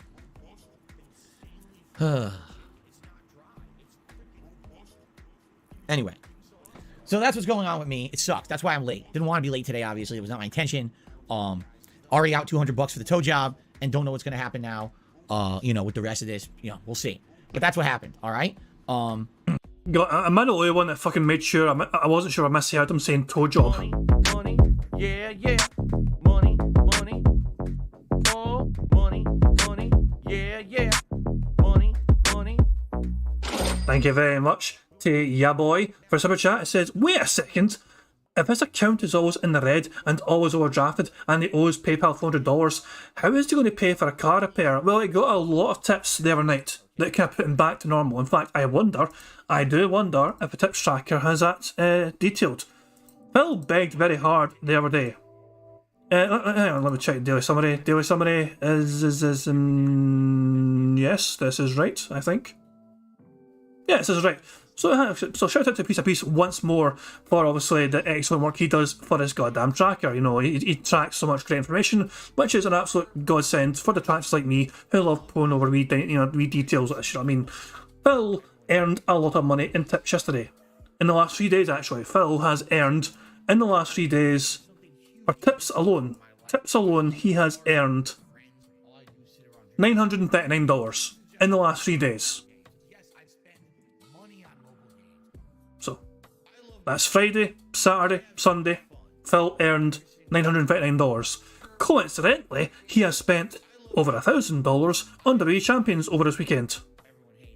Just pointing that out there, it's quite close, isn't it? It's very close indeed. Pretty much everything he got tipped, he can't put into WWE Champions. And then some.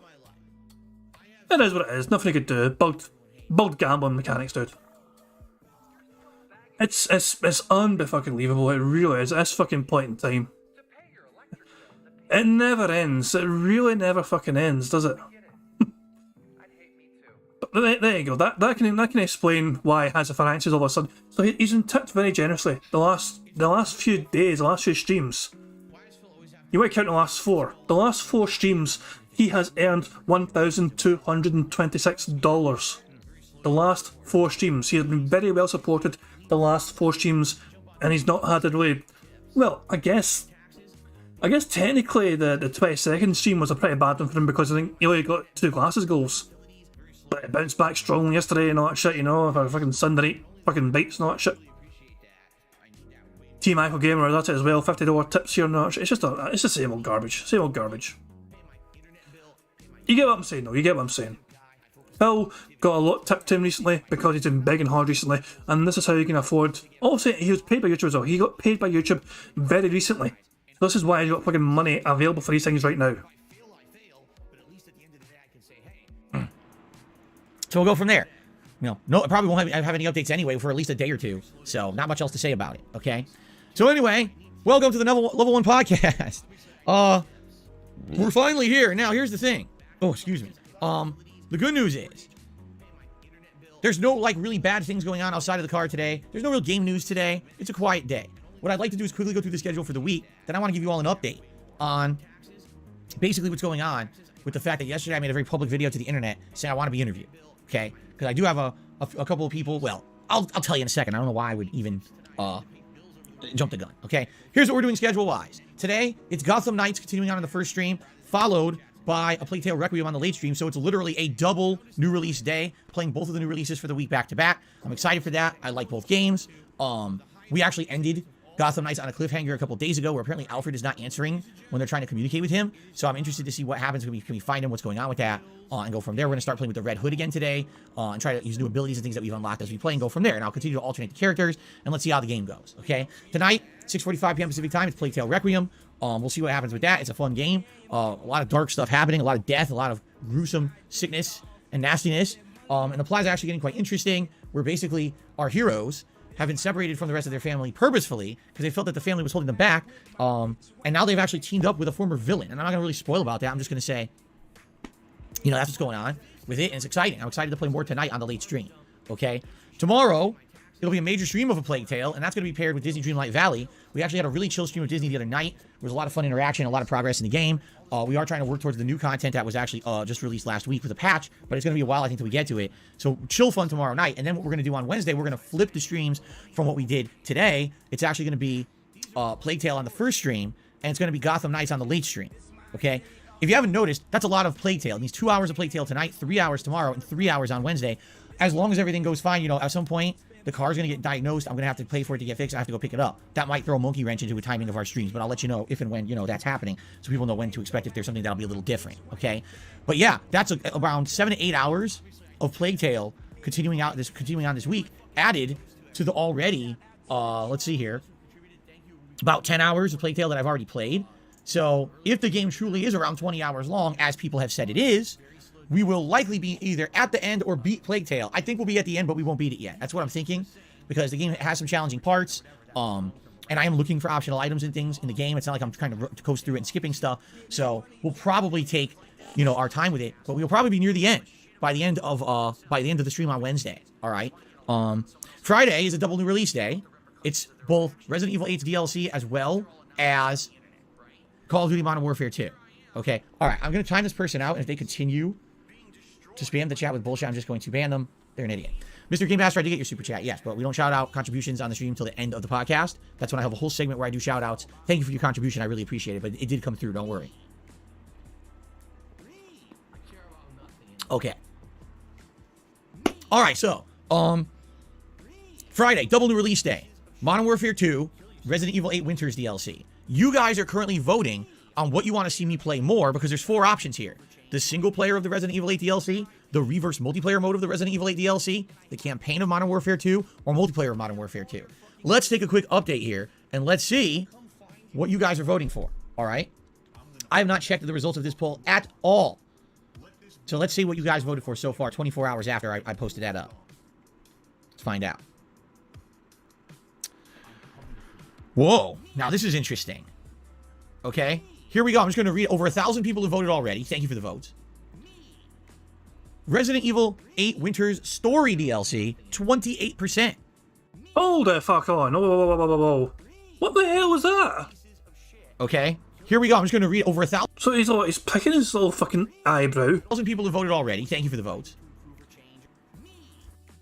What, did he fucking think he had like some kind of flea in his eyebrow? What the fuck?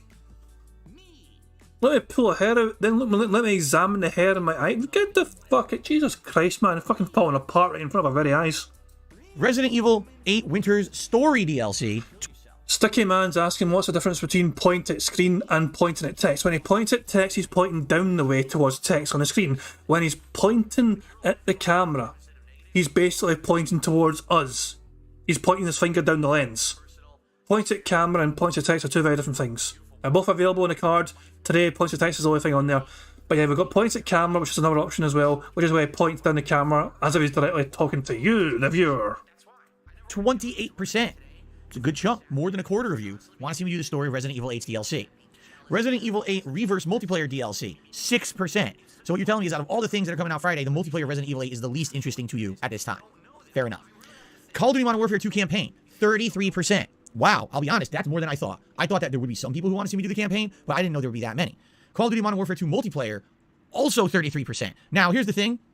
I do have the ability to see the actual vote numbers. So if there ends up being a tie visually on Friday, I can still see the real winner, and we can go from there. So here's how it's going to work, okay? Friday, I'm playing both games.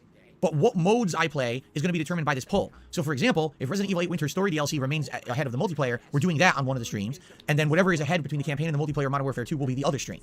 Now, what order? Well, I'm just going to do it based off of percent of votes. So right now, Modern Warfare 2 is getting more votes. So I would say Modern Warfare 2 would be the game that we play on the first stream. And then we do the Resident Evil 8 DLC on the late stream. Okay? And then what we'll do is on Saturday, we'll either continue on or we'll do more. You know, we'll see. But it's going to be 2 days nonstop of those games. Okay? So there you go. That's what you guys have voted for. If you haven't voted yet, you can still vote. That poll is going to be running all week. You vote on the main channel page of DSP Gaming under the community tab. The poll can be found right below. Please vote. Do not miss out on voting. Please vote. Make your voice heard. Isn't it funny? I touch my face. Look what happens. Oh, my head itches. I scratch it. Now there's a giant welt on my head because I scratched my head. Isn't that nice? This is what it means to have sensitive skin. It sucks. Having sensitive skin is the absolute worst. I wouldn't wish it on anyone. I really wouldn't. You get every possible problem. You get rashes and itchiness. You get acne. You get fucking allergic reactions. You get welts on your head if you touch your face. It's like, wow. We get it. You're a thin-skinned, unhealthy fuck. Unbelievable. Anyway, so that's the schedule for the week. It'll be very exciting playing the 2 new games, and then after a couple days of the non-stop new games, there will be one final stream to adjourn Sunday Night Bites on Sunday night. It'll be the final ever Sunday Night Bites stream. Hope you guys will join me for that if you can. And go from there, okay? All right.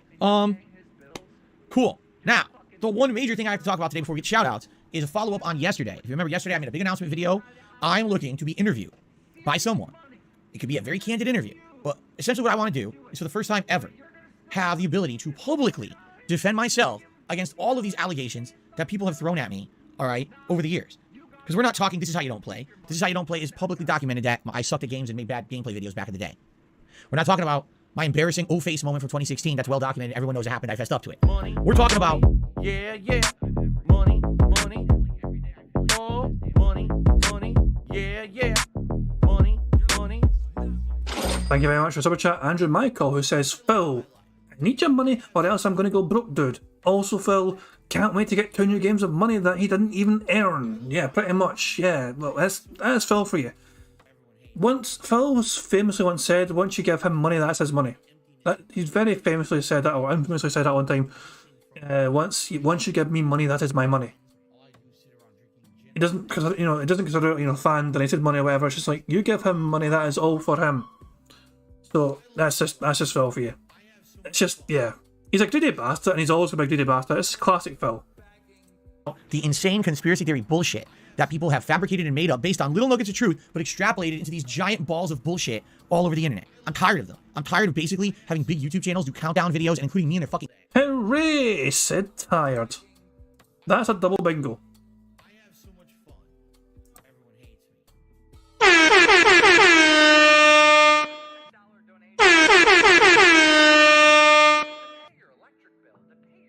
shit all over the internet. I'm tired of them. I'm tired of basically having big YouTube channels do countdown videos and including me in their fucking countdowns and then literally quoting every detractor meme that's not true as if it's fact. I'm done with it. I'm literally done with it. I'm just not going to allow people to keep passing misinformation around and not hearing my side of the story. I'm done with it. All right. It's bullshit. So I want to be interviewed by someone who's going to treat me fairly, who's going to ask me questions about all this bullshit that's happened, and I can answer them very fairly. All right. Now, I announced this publicly yesterday. A few things have happened. Immediately, I started getting emails and offers from people all over the planet. Like, it was crazy. The guy, I live in Eastern Europe, and I never made a YouTube video before, but I'd like to interview you. I'm not even kidding. I didn't make that up. I got an email. He's like, I don't speak English that well, but I'd like to interview you. I was like, the point of me getting interviewed is as follows. All right. I would like to have an opportunity to at least give my side of the story, because right now what everyone's getting is a one-sided, biased, untrue narrative. Because here's the thing. I have responded to the crap. I have. But where do I respond to it? Right here. Right? On my channel. Out of all the people out there who regurgitate the negative memes about me, the detractor shit, right? How many of them actually pay attention to my responses on this channel? Zero. Not one of those people who talked about me negatively out there in a YouTube video or a countdown or whatever it may be comes to me. No one has said, Phil, what's your statement? What's your response? What's your rebuttal? Instead, they just roll with the toxic shit people say and don't vet it. They just, everyone else said it, I might as well say it too. Get my clickbait, right? And I'm tired of it. I really am. I'm absolutely tired of these people with millions of subscribers, they get millions of views on their videos, shitting on me with no repercussion. It's bullshit. If you're going to say one thing, you have to at least give the other perspective to it. You can't just present one-sided negative perspective. That's slander or defamation or whatever, because it depends on if it's written or spoken. And I forget the difference. But it's one. I mean, I usually do. I provide all the evidence as to why it's, the bank leaks are legitimate and why WWE champions are legitimate, and I also explain you say it's fake. You never usually provide fucking evidence as to why you say it's fake. You just say it's all fucking fake news. You say it's all fabricated, and so on. You never provide any genuine evidence yourself, Phil, as to why we are supposedly lying. It's just as simple as that, Phil. You provide nothing of fucking substance or value to defend yourself. All you do is fucking cry and bitch and whine, please believe me, and it's a fucking bullshit, boring, constant fucking narrative from you. You've got to come up with a better fucking lie. There's always some fucking... How many more times am I going to have to fucking tell everyone why the bank leaks are legitimate and explain the step-by-step process as to why they are legitimate and why we know they are legitimate? I've bored people to death at this time. One or the other, all right? And essentially YouTube allows this because they allow people to just post up unvetted bullshit. It should be illegal, all right? So I've had enough of it, okay? And I want to be able to express my side of the story and in response to all this bullshit that's going on, all right? Because I feel at very least, maybe that'll get me in the public eye, at least in a semi-positive way. Maybe someone would say, all right, you know what? That was his side. Now we know both sides. Don't know who to believe, but maybe I'll give his content a shot and see what's going on. And I guarantee you, people who actually just tune into the streams and watch the content would be blown away. They're like, wait a minute. So this guy isn't just someone who's constantly an e-begging scammer. Wait a minute. This guy actually has meaningful gameplay and fun interactions with his audience. Wait a minute. Those chill streams are really fun, right? So they would understand that if they would come check it out instead of just believing what all these idiots say. You know what I'm saying? And that pisses me off. It really does. It genuinely, honestly, pisses me off that people just get away with it and there's none of my side of anything. You know what I'm saying? I'm tired of it. I'm tired of everything being one-sided. People are saying 672 got banned. I don't see that at all. Where do you see that? Oh, Nightbot timed him out. Nightbot timed out one of his messages for emotes. That's the last one I see. Let's see. Yeah, Nightbot timed him out. So he must have said something that Nightbot got upset about. It wasn't a moderator. But I'm trying to find exactly what he said. Oh, I think he stupidly said, yeah, dude, 672, you probably said one of the, you said a detractor name or something, and probably the bot picked it up and kicked you out. That's my guess, but he's back anyway. All right, anyway. So anyway, I want the opportunity. I want the opportunity to try to give my side of the story on all this crap that's been going on. Okay? I don't feel like I've been given a fair shake or a fair chance by the internet at all. Everyone just wants to regurgitate the negative shit, the negative memes, and not actually say, well, okay, what's your take on it? Because you're the person involved, right? It should be like, step 2. Step 1, here's a negative thing. Step 2, ask the person who's being accused what they say. No, skip step 2. Go right to step 3, slander the person all over the internet. Oh, okay. Personal gain for you. I get it, right? So, here's the deal. I made my video yesterday, and in the video, I'd like to remind everyone once again, just for the hell of it. Money, yeah, yeah. Money, money. Oh, money, money. Yeah, yeah. Money, money. Thank you very much, Black Metro Super Chat. It says, so deluded, he needs to be committed. I fucking agree, wholeheartedly. But I want to remind people once again the email that I sent Phil Burnell last night. He cannot claim that we do not get in touch with him for his take on things, because I described in quite decent detail why I believe not only the bank leaks are real, why the WWE champions are real, I explain why these things are legitimate, and I also explain my theory that it's a very likely scenario that he defrauded his own government, his own country, relating to the bankruptcy proceedings. Now, I didn't just fucking say this without any context, I included all the context there. It's all there for him. He got the email. It was up to him whether to read it or not, but he cannot claim that we are not getting in touch with him and saying these kind of things and putting these things out there for him. So that's what I'm saying. He does not respond to us. We fucking tell him all these things that we believe. We have evidence on our side. We portray all the evidence. We explain the evidence as to why we believe these things to be real and genuine and true, and we explain why they are real and genuine. And he just buries his head in the fucking sand and pretends we're not fucking reaching out. He just pretends that, oh, nobody ever gives his fucking take. No, we do. He does not want to hear it because he has no response for us. He has no plausible rebuttal for explaining how he spends so much fucking money in microtransactions. That is the one thing that would kill him, I think. That really would be the one thing that would kill him. I mean, how can he fucking explain all the microtransactions, specifically? How is he possibly going to try and explain spending over $48,000 over an 18-month period on microtransactions? This is why he cannot give the bank leaks any legitimacy whatsoever. This is why claims are fucking fabricated. Because there's simply no refuting the information. All I can do is say it's all fake. Because to give any of it acknowledgement, to say any of it's true, would mean they'd have to acknowledge that it's all true, essentially. Every single fucking bit of it. So he's got to say it's all fake. Every single one. He's got to say because of things like these fucking PayPal microtransactions and all that shit, you know, and the iTunes microtransactions and all this shit. Because of all of that, he's got to say it's all fucking fake. Boring bullshit as usual. Anyway, back to fucking bingo. I stated two things. I need someone to either DM me on Twitter or email me. So here's what's happened in the last 24 hours. No exaggeration, I probably received dozens of offers from people who essentially don't have any kind of YouTube presence whatsoever. Okay? Really. It's ridiculous. Because that hurts my feelings. I've got over 2,000 subscribers, Phil. Oh, I'm sad. The whole point of me wanting to be interviewed is to have a public audience. Whoa, that's not me. That's not me. That's Phil. That's Phil. It's ridiculous. Because the whole point of me wanting to be interviewed is to have a public audience. Yeah, that's not even me. That's all Phil. What the hell? Yeah, that's a Phil problem. Oh my god. It never rains but it pours. Look how red his face fucking got there. When he just fucking put his hands in his face. What the fuck?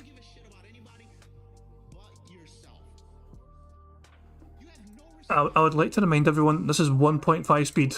No, let's just see that again in normal speed, okay? This is 1.5 speed, so that was kind of exaggerated. That was quite exaggerated, keep in mind. This is normal speed, okay? Just a full disclosure. This is normal speed. Wait for it. Actually, I'm going to go full screen for you guys. I'll go full screen. So you guys can enjoy it now. It's glory. Ready? And go.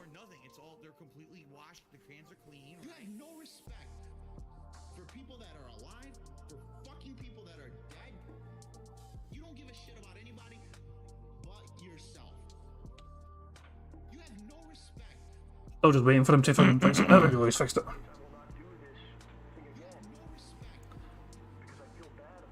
Fuck me, people want me to slow it down. Okay, fine, we'll do it one more fucking time. I'll do it slow down. Fuck it, one more time.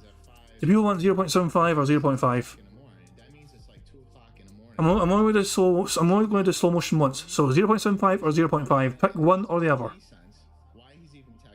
0.5, 0.75, 0.5. Quite, Jesus Christ, man, it's so...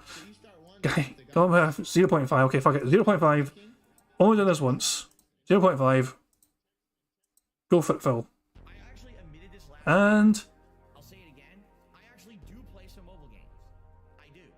All right. The ones that I play are free to play. Or look at that arm jiggle. Jiggle. Jesus Christ. Alright, okay. I'm going back to 1.5 speed. Fuck this shit.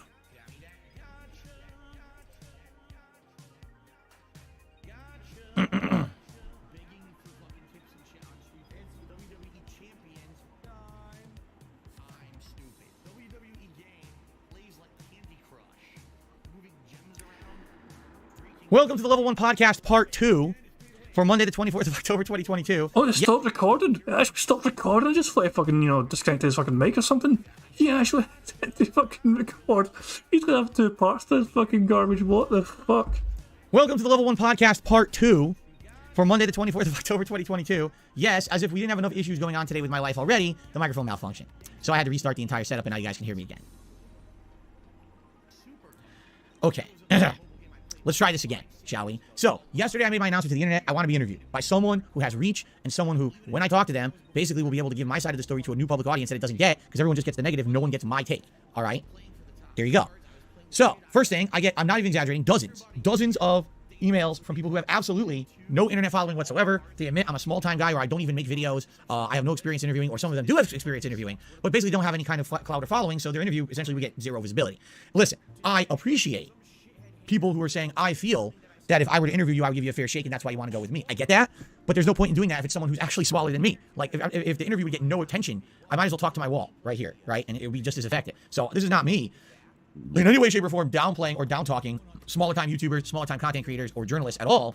I'm saying the whole point here is that I'm supposed to be trying to talk to people who are going to give me an audience I've never had before, so that people at least say, okay, there are two sides to a story. It's enough of just repeating the one. Okay? Fair enough? All right? By the way, here's a troll. Let's get rid of this idiot.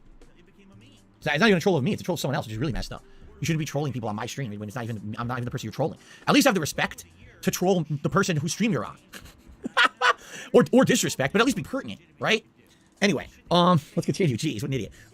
So, first of all, apologies to anyone who did contact me in the last 24 hours, but basically just doesn't have an audience. That's not the point of me doing the interview. The point is that I would get my side out there to an audience. Okay? Now, I think a lot of people called us, Decepticon was one of the first ones to call it in this chat anyway. Bill just wants a massive fucking stage for him to fucking give his own twisted narrative of what a situation is, even though it's not the accurate, the truth. It'll be his truth. He wants a big, large stage for his truth, his alternative facts. Basically, the people who I expected to contact me did. Rich from ViewTech USA. I guess Keemstar, although Keemstar did not contact me directly, but tweeted a bunch about me, I guess. That kind of stuff. My detractors contacted me, and I just want to be honest with you here. I want you to think of something logically, because here's the thing. It's what I've been telling you guys for years, okay?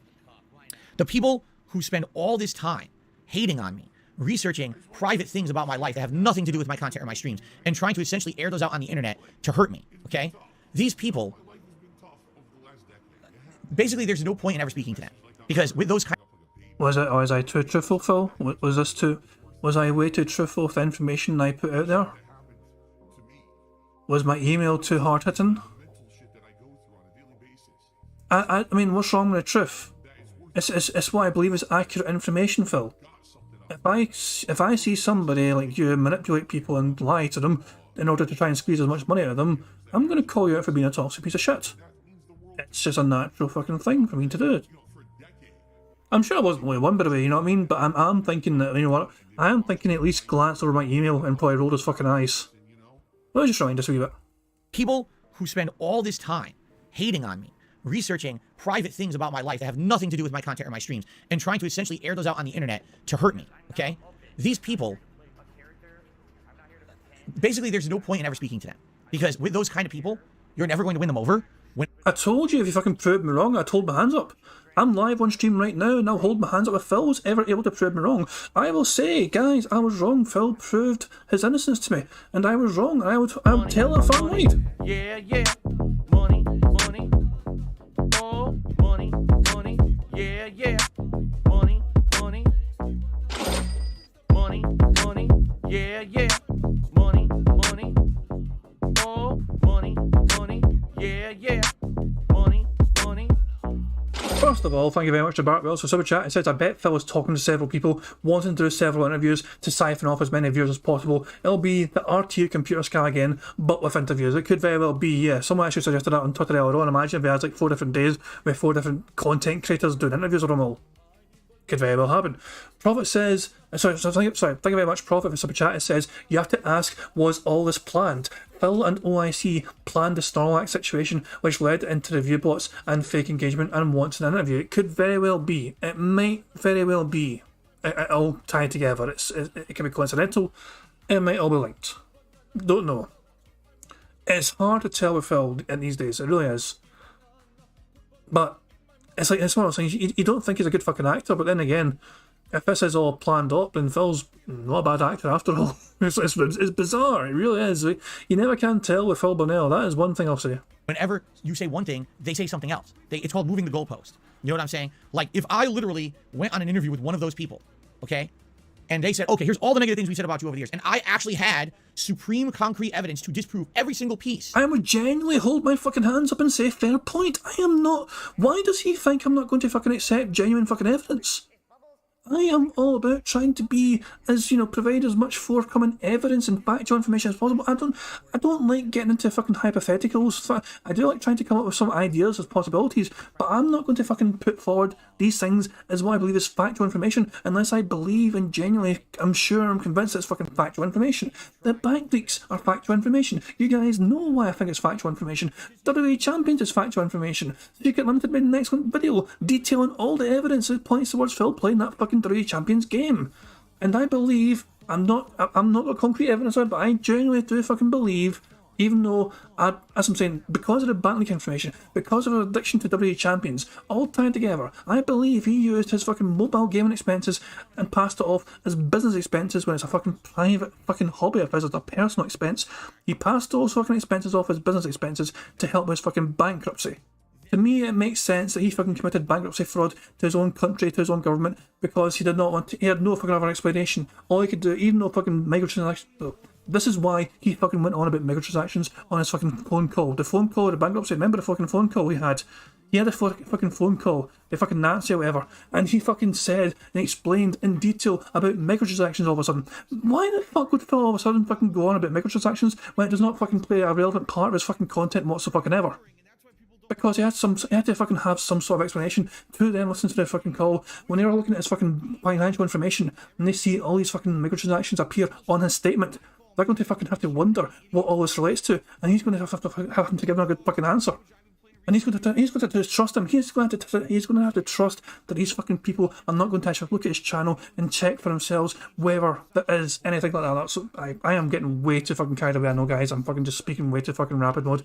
You get what I'm fucking saying, though, I think. You get the idea of what I'm fucking saying. He had to try and fucking think of a way to try and pass off all those fucking business expenses, those private, personal, gacha gaming microtransactions that he has in his bank account information. All it appears in the statement. He had to fucking think of a good way to pass that off to the fucking bankruptcy proceedings as a business expense, and so he just pretended they were for his business. And he was hoping and praying that nobody there working there would actually fucking check out his content and see if there was any examples and evidence of him using microtransactions in his actual gameplay content. It is what I firmly believe. Now, technically though, as I'm saying, I have no evidence as to that being true. But because of the bank leak information, which I'm convinced is 100% true, full evidence tied to that, and the WWE champions, which I'm convinced is 100% true because of all the evidence tied to that, and then seeing what happened to his bankruptcy proceedings, which is very public and it's public information, anyone can see that, then naturally I'm going to tie those two. I'm using all the information, all these pieces of information and the evidence that we've got all from that. And my conclusion is he committed an illegal act. And if Phil can prove me wrong, then I'll hold my hands up to it. And I'm not ashamed to say I'm wrong when I'm wrong. But Phil has never once tried to prove me wrong. And I have reached out to him. He refuses to try. He cannot claim that we didn't reach out to him. You see my email to him. I sent an email. He's not. He may have looked at it, but he's certainly not responded. Of everything that they say, okay? One of two things would happen, likely both.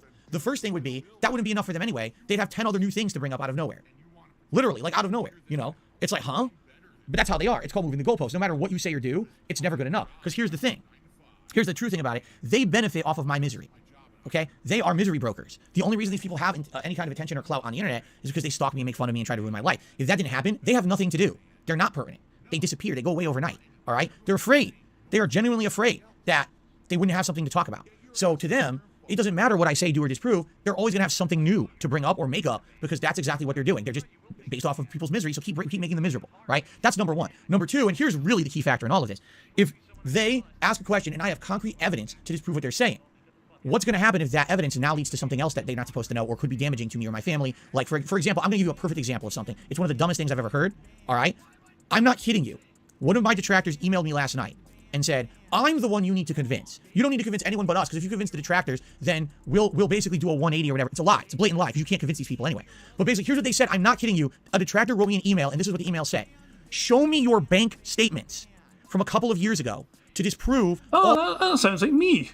That sounds like it's me.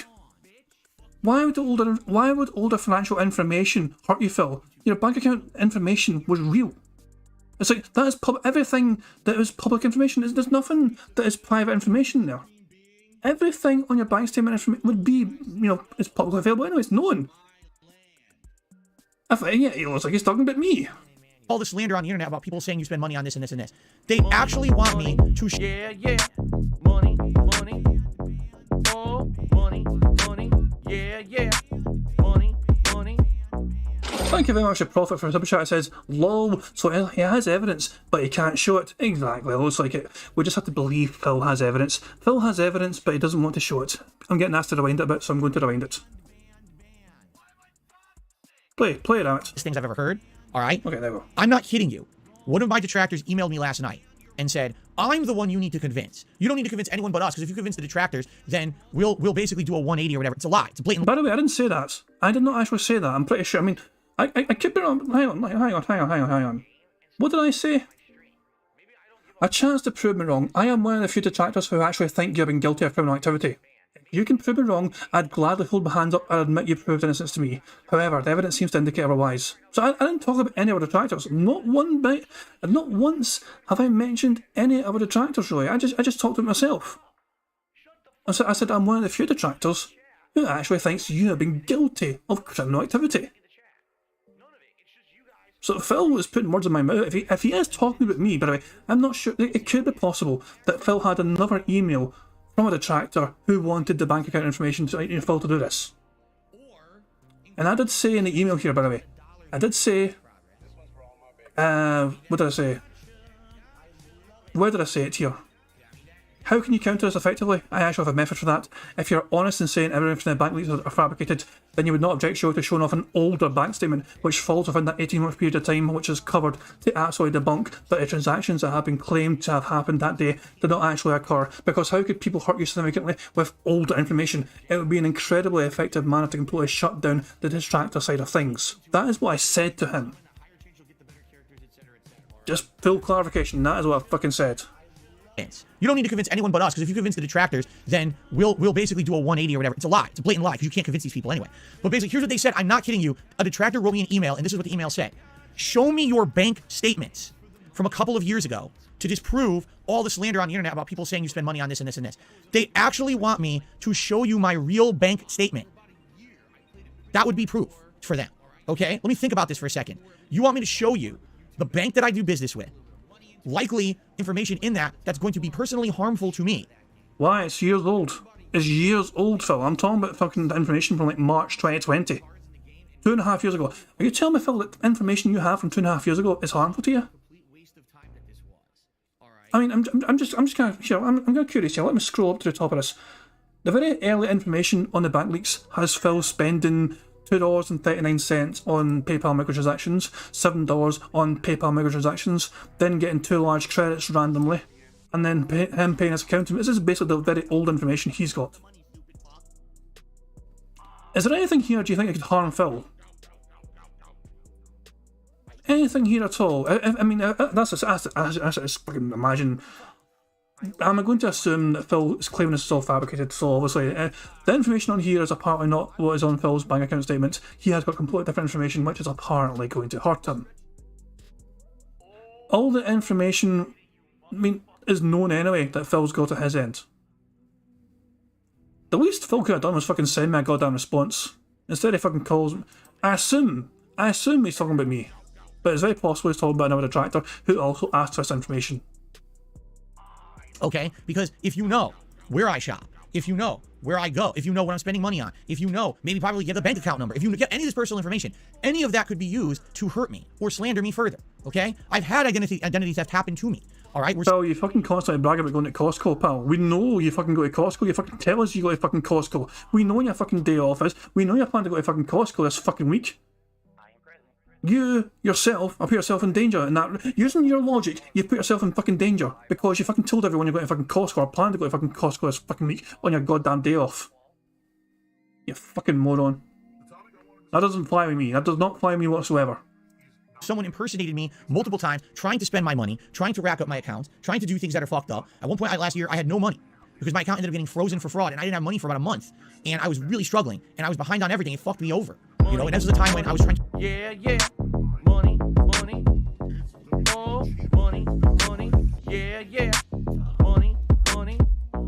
Thank you very much to Yabboy for super chat. It says, is he suggesting that the identity theft was real and that the person, instead of just leaking the expenses, instead spent dozens of hours making things up? Kind of, yeah. He is adamant and is sticking to the story that identity theft was real. He is trying to argue, in fact, he has claimed before that a person took money from his account. He has claimed that money was stolen from his account.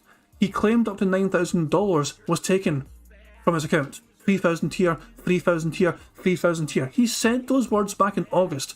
August of this year, he claimed that the guy tried to take $9,000 from his account, and Phil never claimed, he never verified whether the guy successfully took the money from him or not, or whether he fucking got the money back.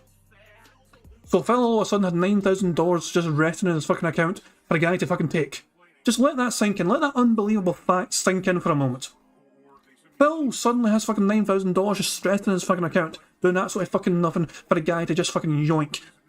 Just like that. I'm pressing X out and that one straight fucking away. Bull fucking shit. This is also, by the way, 9k days before payday. This, remember, the back release happened on the 18th September. He was literally 3 days away from payday from YouTube. So really you think this is a time of fucking a month where it'll be a bit short because he's also getting closer and closer to payday, and obviously the closer you get to payday the shorter you're going to be because it's been fucking that long since payday. But no, just in between, you know what I'm saying, he's got 9k apparently resting in his fucking account that this fucking random guy doing identity theft tried to yoink from his account. Fuck the fuck off, Phil. You provided zero evidence, zero justification, you provided absolutely fuck all. Anytime I fucking put these arguments forward, we fucking have logical reasons for it. I've told the Phil, I mean, why would old bank account information from 2020 hurt Phil? I'm genuinely confused why. He thinks it's going to it could hurt him because we might know where he fucking shops. The guy is openly confessing he is going to be shopping at Costco or wanting to shop at Costco this fucking Thursday. Guess what, guys? If you want to find Phil Burnell, he has told everyone he's going to be at Costco on Thursday at some fucking point. Just letting you know because Phil let us know so I can let you know. For fuck's sake, Jesus Christ. To recover from leaving Twitch, coming to YouTube, and be a full-time YouTuber, and then they did that to me. Alright? So now let me get this straight. You want me to actually show you my financial information as if nothing could possibly go wrong with that. Like, again, anyone with a brain in their fucking head would be like, what are you, insane? Who would do that? No one's that dumb. They're that dumb. They actually think that I would do that. Like, I'm going to show up with bank statements to show you what I spend money on and reveal the businesses I do business with and reveal the company who I have a bank account with. Like, they're out of their fucking minds. Who would do that? Who would be that dumb? That's what they want. That's the evidence they want. Why do you think they want that evidence? Because then, even if my evidence disproves what they've been saying, they'll have more to work with. That's how they operate. All right? So I can outright tell any of you detractors out there. Oh, what do you mean, even if my evidence? I thought your evidence would. Even if. That sounds like a fucking guilty fucking admission to me. Even if my evidence disproves it. Basically, you have no evidence that disproves it. What you're saying, Phil, is you have no evidence to disprove it. Thank you very much, Phil Burnell, for admitting you have zero evidence to disprove our claims. Even if. That is the sound of somebody that has zero fucking evidence whatsoever to disprove and has zero fucking... Even if he had the bank statements, which he could very easily fucking get, he knows it would not disprove it. Let him say it one more fucking time. To show you what I spend money on and reveal one the businesses I do business with and reveal the company who I have a bank account with. Like, they're out of their fucking minds. One more time, Phil. Come on. Who would do that? Who would be that dumb? That's what they want. That's the evidence they want. Why do you think they want that evidence? Because then, even if my evidence disproves what they've been saying... Even if my evidence disproves what they've been saying. Even if. Phil knows his evidence doesn't. Phil knows he cannot disprove it. So what does he do? He fucking just shits all over. He just fucking mocks the idea. He's trying to argue that him releasing this fucking account information is going to hurt him because we might know where he fucking shops and get a haircut and all that shit. But he then tells everyone he's going to Costco on Thursday. Make it that way, Will. Phil is fucking putting himself in harm's way by revealing to everyone he's going to fucking Costco on fucking Thursday. Saying they'll have more to work with. That's how they operate. All right? So I can outright tell any of you detractors out there who are dying for this interview, you think this is really going to help. Are you dumb? Did you not watch me? Just watch multiple documentaries from people, including one about Mr. Wings of Redemption, Jordan, and how he frequently would give attention to his detractors. He would go on their Discords, he would go on their podcasts, he would basically do exactly the polar opposite of what you want to do in this situation. You don't want to talk to the people whose only intention is to be malicious to you, because they will always be malicious to you no matter what. They benefit from it, right? So what intention would they ever have of saying, oh, right, let's just allow him on the show and let's believe everything he says and let's be nice to him. That's never going to happen, you know? Well, if for some fucking farcical reason you're ever going to be fucking on a show with me, I would actually expect a back and forth narrative. I would present to you a point, and if you can't debunk the point, then I'm going to assume that I'm being accurate and you're lying. If Phil has no fucking way to debunk what I'm saying, you know, within reason, the bank leaks, what else can Phil do? Can Phil do anything else to prove the bank leaks are fake? Other than getting an old fucking financial statement from like 2020. that surely is not relevant these days anymore. 2.5 years later from the incident, from that fact. Surely 2.5 years later it wouldn't be that relevant anymore. It wouldn't be that harmful. When you start reading them, you start looking at it, and it doesn't make any sense. So why would I do that? I'd have to be a complete utter idiot. I just watched a cautionary tale about the mistakes of another content creator that they made. Why would I make the same mistake? Holy shit, hang on. Apparently I've got 100 likes. Fuck off. There's no fucking way I've got 100 likes. Two seconds. I need to see for myself. Hang on. 2 seconds. Let me see. Hang on. 2 seconds. Hold on. Well, bugger me. 114 likes. Okay. Guys, what do you want? Do you want points at text or scat talk? You get no bubbles. I'll tell you what, guys. I'm not going to tick it yet. There's no bubbles to be blown. Now, guys, I'm not going to tick it yet. We've got a free space in the bank for later on. Let me actually... 2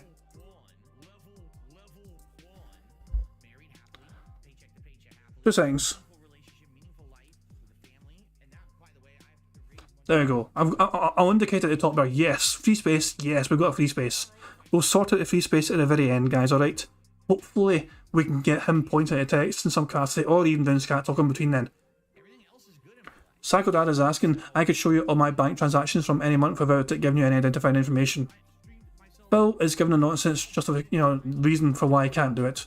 Phil's reasoning is not very sensible. To me, it makes zero fucking sense. But it is what it is with fucking Phil, I mean, he has no real logical reason as to why he cannot. Let's be honest, if Phil actually showed his bank account information, it would just confirm everything that's on the fucking bank leaks. I've told you guys time and time again why these are accurate. Why these are genuine. I'm not going to fucking bore you guys anymore with why it's genuine. You guys all know. I'd have to be a dunce. I'm not a dunce. I'm pretty stupid, but I'm not a dunce. That's one thing I can say. I can be dumb at times, I can be very angry and emotional at times, but I'm not a stupid dunce. I'm not going to fall for that trick when I have evidence to say, don't do it. Okay? So, to all my detractors out there, nice try. There was a few notable ones that actually contacted me. I want to interview you. Sorry, not this time. All right? Not going to happen. That's not what I was looking for. By the way, again, that's not even, you guys, my detractors, don't have the reach they think they do. It was hilarious. One of them actually wrote me, I've never heard of this guy. And he goes, I know you know who I am. So you know that if you went on to interview with me, I was like, I have no fucking idea who this guy is. I've never heard of him before. These people That was not me, as you guys. I'm not that kind of guy. I'm pretty sure Phil has no idea who the fuck I am. So yeah, that definitely wasn't fucking me. That up their own ass. That they think that they're important to me or important to anyone on this planet when they're not. I have no idea who the fuck it was. I was just, what a hilarious moron. So, I got, I'm not even kidding, I probably got 5 or 6 of my major detractors wrote me like that, asking to be the one to interview me. You're all idiots. Every one of you is a moron. Okay, congratulations on showing how stupid you are. So those are off the table. So small time people... I mean, the email wasn't for your benefit, Phil. The email was basically for the benefit of other people. Look, whoever Phil actually reaches out to fucking try and interview him, I'm going to make sure that they get my email. Okay? That's basically it. The email is not for Phil's benefit. It is for the benefit of informing and educating anyone else that may have the suffering that they're going to go through in trying to interview Phil. They need to make sure that they're informed. So the email is basically for the benefit of whoever is going to be the poor sucker that ends up interviewing him, and we'll see what they do about it. Appreciate the offers. That's not going to make any sense. The whole point is to get some attention on my responses and my side of the story, so that's no good. Then, my detractors. I'm not stupid. That's no good. All right? What about Rich from Review Tech USA? I'll be honest. Now, I don't know what's going to happen because I did respond to him last night, and maybe I'm going to get another response from him today. But here's what happened. He emailed me and basically said, I want to interview you, and, if you feel it would be more fair, his offer is that he would completely turn off, like, stream chat. It would just be him and me having a conversation. Yes, it would be live stream, but it would just be between us. That way, there's no interference from outside parties trying to fuck with it or whatever. It would just be a candid conversation. Okay? I respect that. I totally respect that. Here's the problem, all right, from that, okay? Rich is the kind of person, all right, who will be nice to you one day and then stab you in the back the next. But then be nice to you again and then stab you in the back the next. But then he expects that, like, you're going to forget about being stabbed and then be nice again. Like, what?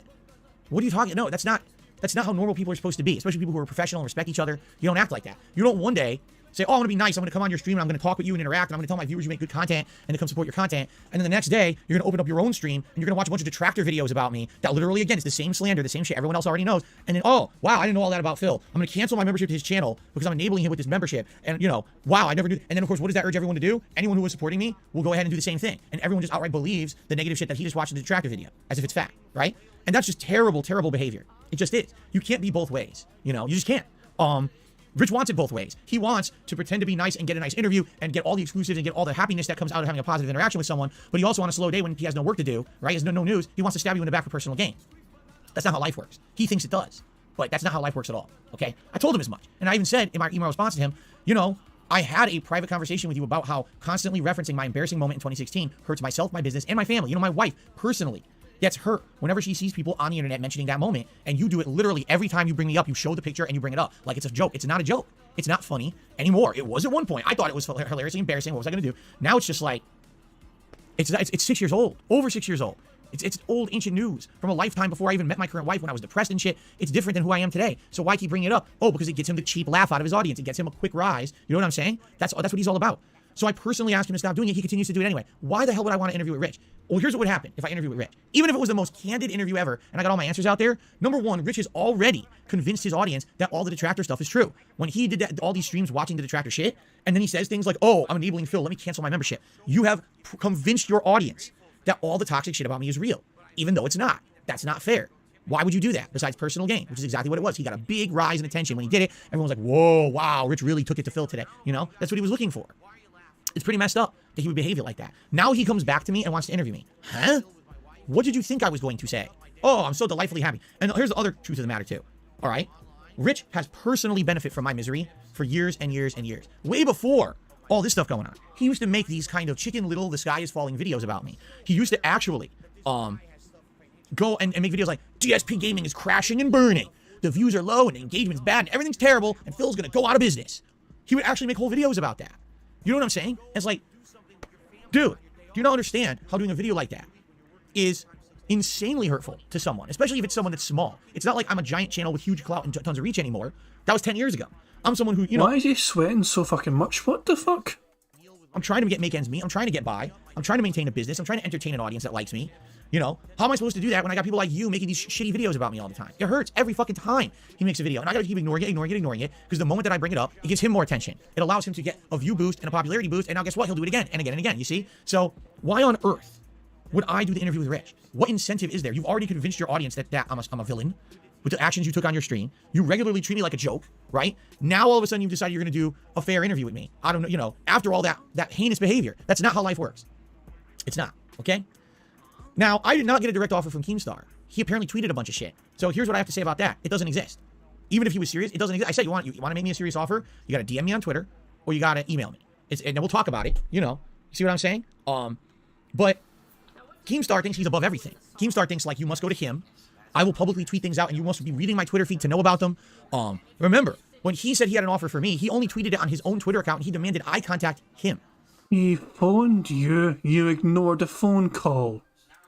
He had an offer for me earlier this year, a business opportunity, but he demanded I go out of my way and contact him. How does that work exactly? But that's how he is. He's this kind of control freak where he wants to control everything around him. Now, we just watched a documentary about Keemstar, all right? What did we learn in that documentary? We learned that Keemstar is an exploitative and manipulative person, and that when you deal with him with something like this, he doesn't just simply do the one thing he claims he's going to do, he then extrapolates it times 1 million for personal gain. So here's exactly what would happen. I would do an interview with Keemstar. Initially, the interview might seem very, very fair, and he's asking me questions I'm trying to answer, right? And that would be it. Maybe even the interview would go down without a hitch, and there wouldn't be anything too bad. But then what would happen is that there would continue to be a series of content follow-ups from him, trying to expose me, trying to find other things I'm doing wrong. Just take an example from that Minecraft YouTuber guy, who I forgot his name already from watching the documentary. I've already forgotten who it was. But basically, the guy was accused of, you know, either dating or having interactions with an underage girl, right? Keemstar even knew that it was a false accusation. He had the evidence. And he sat on the evidence for like weeks to months, so he continued to do follow-up stories, essentially accusing the guy of being a pedophile.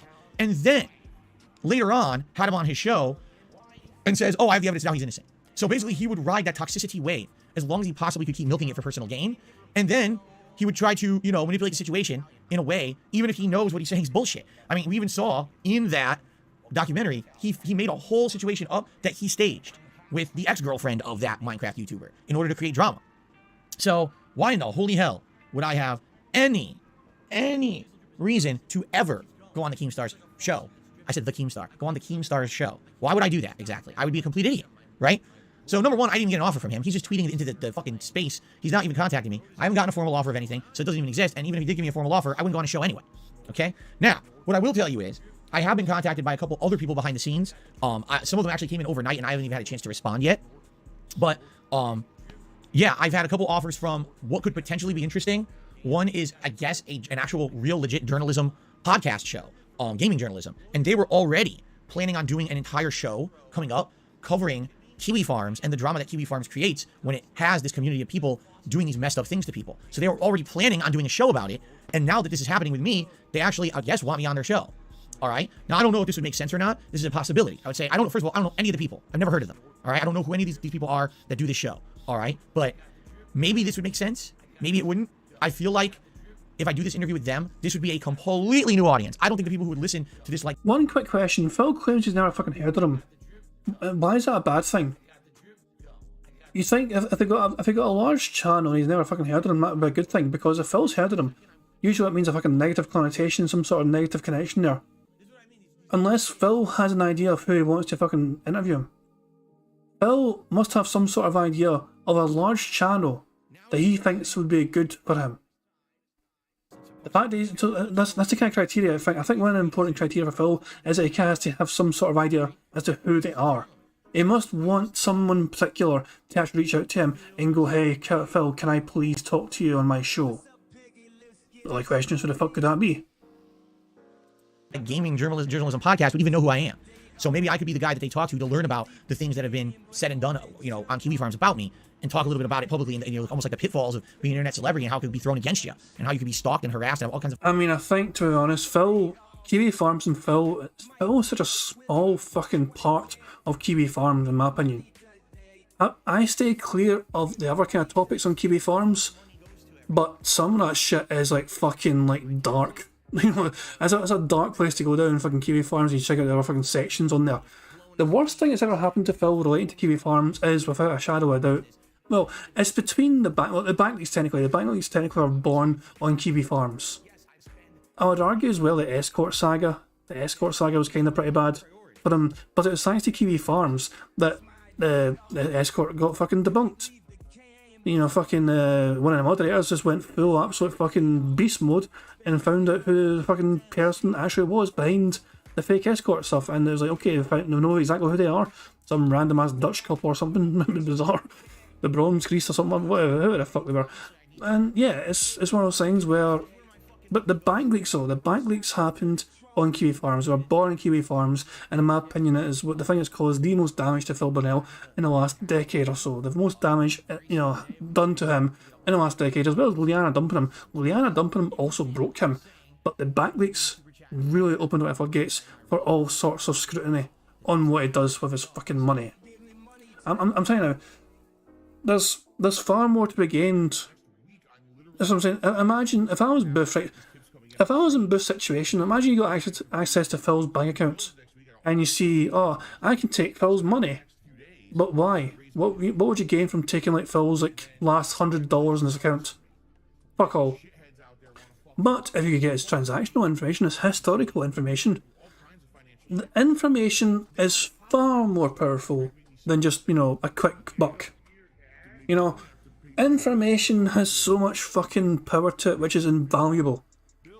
And that's what I'm saying, this the bank leaks that we got, that is worth far more than all the fucking tips in the world, in my opinion. The bank leak information gave us so much information, so much incredibly accurate information that's fucking detailed where all the fucking money went. For years, us detractors were asking where all the fucking money went, and the bank leaks delivered us all the fucking answers, not its fucking glory. Information is far more powerful than just fucking taking the money. The fucked up things happen as a result of it. Okay, so maybe that could be interesting, and that could be one way I want to go. I have now, at least if this is legit, I don't know because I haven't emailed them back yet, been contacted by a larger scale YouTuber. This is someone with over 1 million subscribers and someone who's well known for covering certain kinds of topics. And they basically said they're interested, but they want to talk back and forth with me. And I haven't even responded to the email yet because I got that overnight, and I was like, oh, interesting. But I haven't had a chance yet. Okay. Now, I did throw out feelers to a few other people who you guys have mentioned to me would be good people to interview me, but I don't think I'm going to hear anything back. That's the thing, is you're always going to have people who, if they're initially interested, they're going to contact you. There is a chance that there could be people out there who don't know because they didn't see the video and they're not in my circle of, attention on the internet, so they're not going to be aware. But maybe if they caught wind of this, that maybe they would be interested. All right. But I get the feeling that, I think it was maybe a small handful of people who you guys suggested yesterday. I said, all right, I'll just see if I can find their contact information. Some of them you can't even find it. One person, I'm not going to say who it is, but one person has no public email, has no working Twitter, has no way to contact them at all. I guess the only way to actually contact them would actually be go on a show of theirs and try to talk to them directly live, which I'm not going to do. So I was like, you know, what am I supposed to do there? I can't even like throw a message out to someone in that regard. But anyway, so yeah, so I threw some feelers out there, and I'm waiting to hear back, but I don't want to hear anything. I'll be honest. Like the people who I contacted, some of them were quite large when it comes to content creation, like really big guys, and I don't think they're gonna care about the story, nor are they gonna want to cover it. They probably don't even see me as a story. You know what I mean? And that's fine. I get it, because I'm not. I don't see myself as a story. I really don't. I'm shocked I got as many people reaching out to me as I did. All right. Now, there's some other podcasts that have reached out to me that are kind of questionable because they're like mid-range size. They're not giant, but they're not small. But they've basically been real shitty to me. Like there's a few of these where they just ragged on me an entire show or two. And it's like, if you just sat there and you literally just ragged on me and laughed at the memes. Out at the steel toe. But again, you didn't make any effort to reach out to me before you did it. And now that I'm saying I want to tell my side of the story, now you want me on your show. It's like, but you already did the damage. You already were an asshole to me, right? And I didn't get contacted by one of those. I didn't get contacted by two of those. It was three completely different podcast shows that previously had actually just dumped on me. Want me on their show now because I'm willing to talk about this stuff. And it's like, isn't that funny? Right? Isn't that funny how you didn't care to get my side, but now that I'm basically saying I'm ready to talk, now you want it, but you still crapped all over me first. So why would I, you know what I'm saying? Like, obviously, you burned the bridge first, and now you want me to cross the bridge that's on fire. Like, how does that make any sense? By the way, it's kind of cold in here. I'm going to close the window halfway.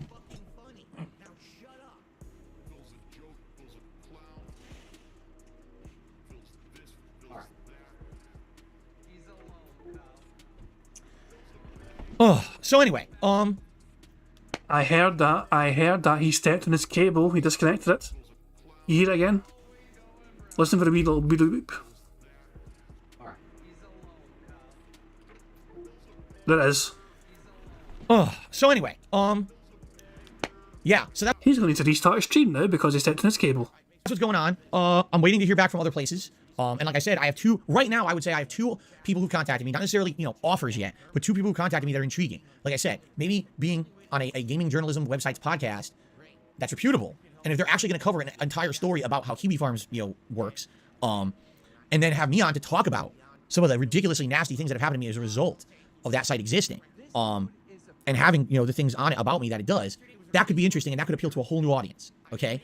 At the same time, to have an existing YouTuber with a wide range of viewers, right, who likely don't know who I am, you know, make an offer, that was interesting too. So right now, basically, two interesting offers, but very well, many more could come in. It's just it's 1 day's passed, right? I didn't even upload the video to the middle of yesterday, so technically not even a day has passed. All right, so we'll see what happens. If I have more information for you, I'll let you know. Right now, I really don't foresee having solid information for you guys. If anything, I'm probably gonna reach out to the YouTuber and talk a little bit with them, see if they have any ideas or whatever, because I already know kind of the journalism way, what way that would go for the show with me on it, but I don't know about the other side of the equation. How would that, you know, YouTuber, what direction would they go? I don't know. So I want to kind of, you know, again, talk with everyone, vet some of these people as well, take a look, maybe look, okay, is this legit? Is this someone who's going to crap on me later? You know, we'll see.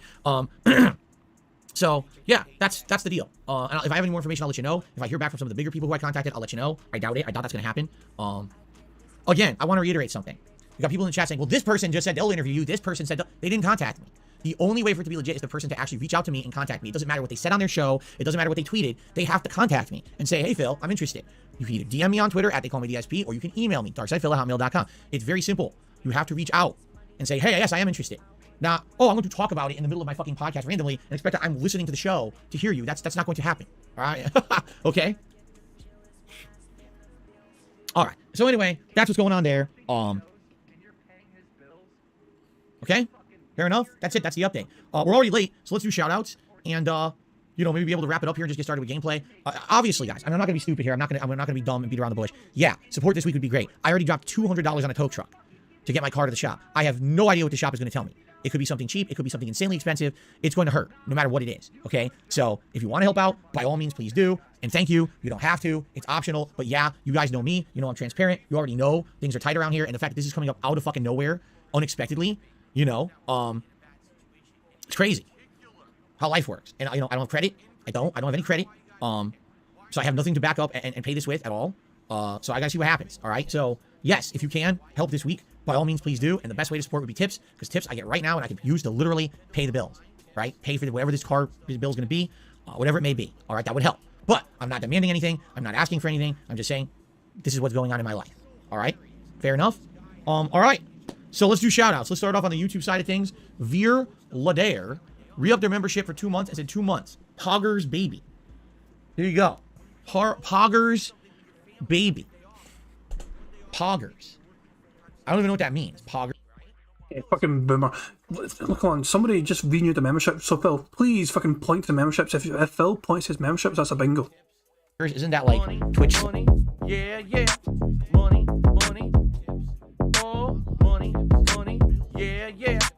Money, money. Thank you very much to Black Mage for super chat. It says, "Hey Phil, what's a rainy day fund for again?" An excellent fucking question, Black Mage. Bear in mind, Phil has just recently been paid by YouTube. Bear in mind, he has gotten over over $1,200 in his last 4 days of streaming. So in his last 4 days of streaming, over $1,200, and on Friday, he got given $4,700, I think it was, from YouTube. Just bear all that in mind. So that's almost $6,000 he's gotten within his last 4 days, essentially. All just pissed away. Slang for one of their emotes or something. I'd really be the last person to know.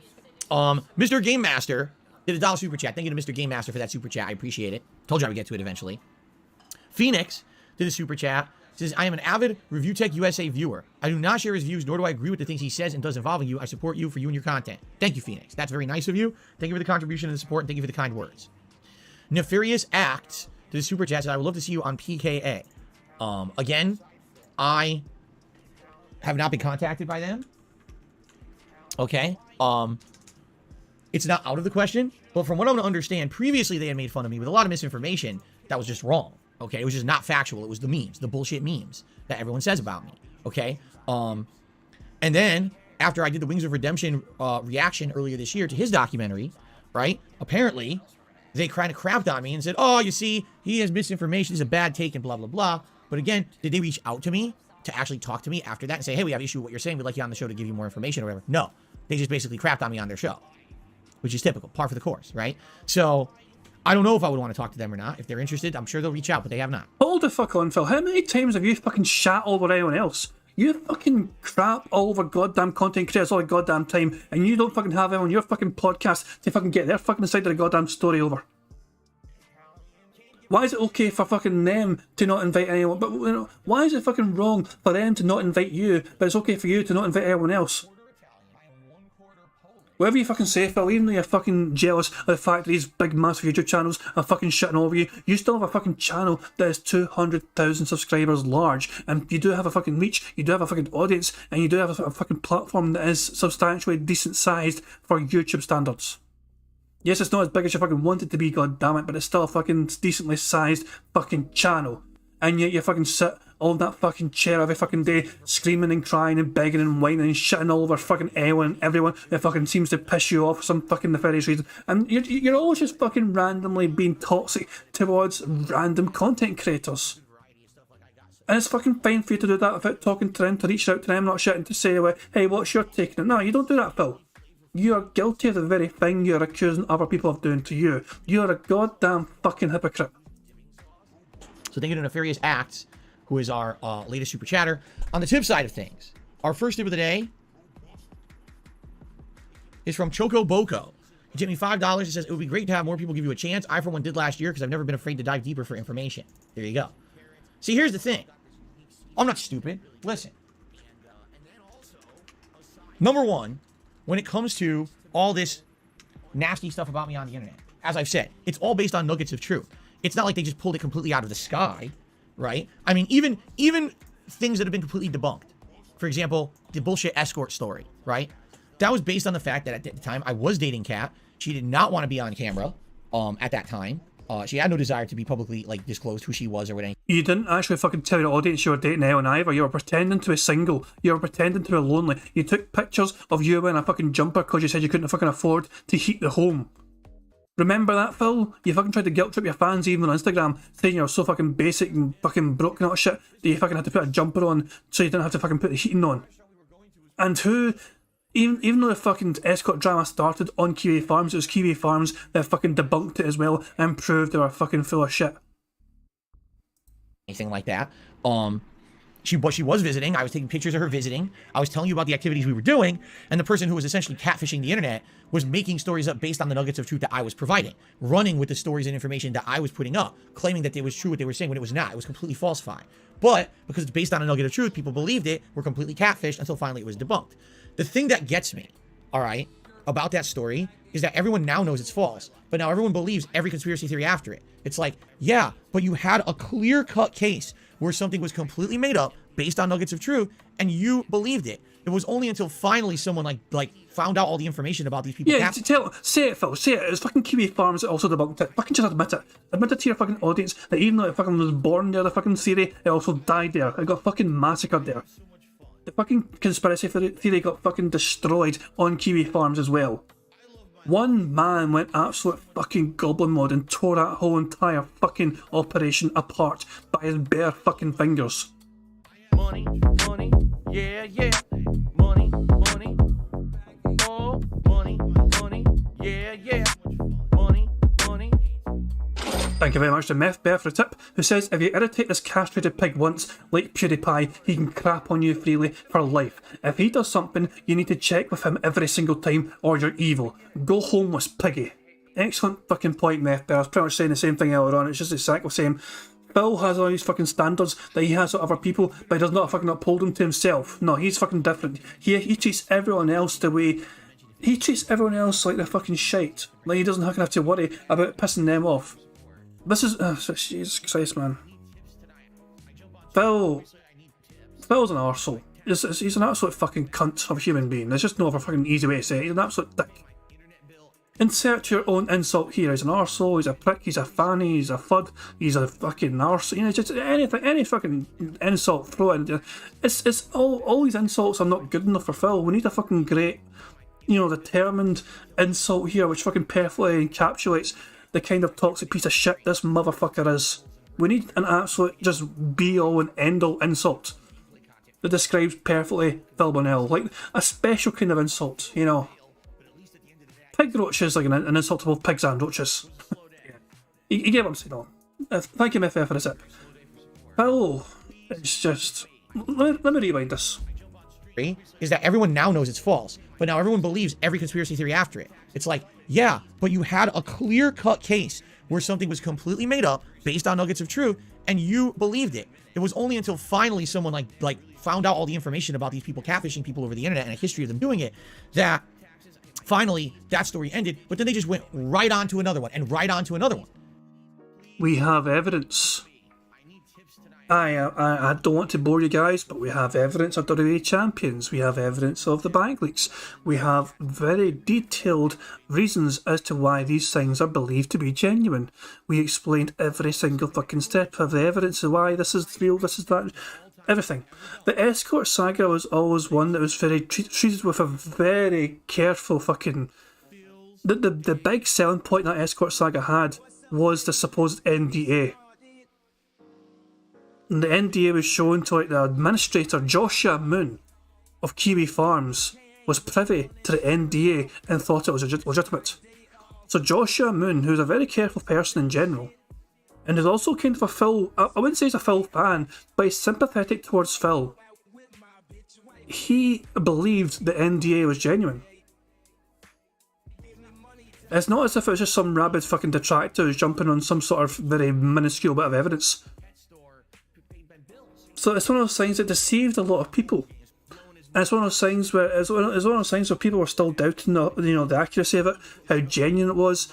And it's just one of those things that some people never bought into it, some people did, and some people didn't. It's one of those things, it always seemed too good to be true. To me, it always seemed like a situation that was way too good to be true. And it ended up being too good to be true.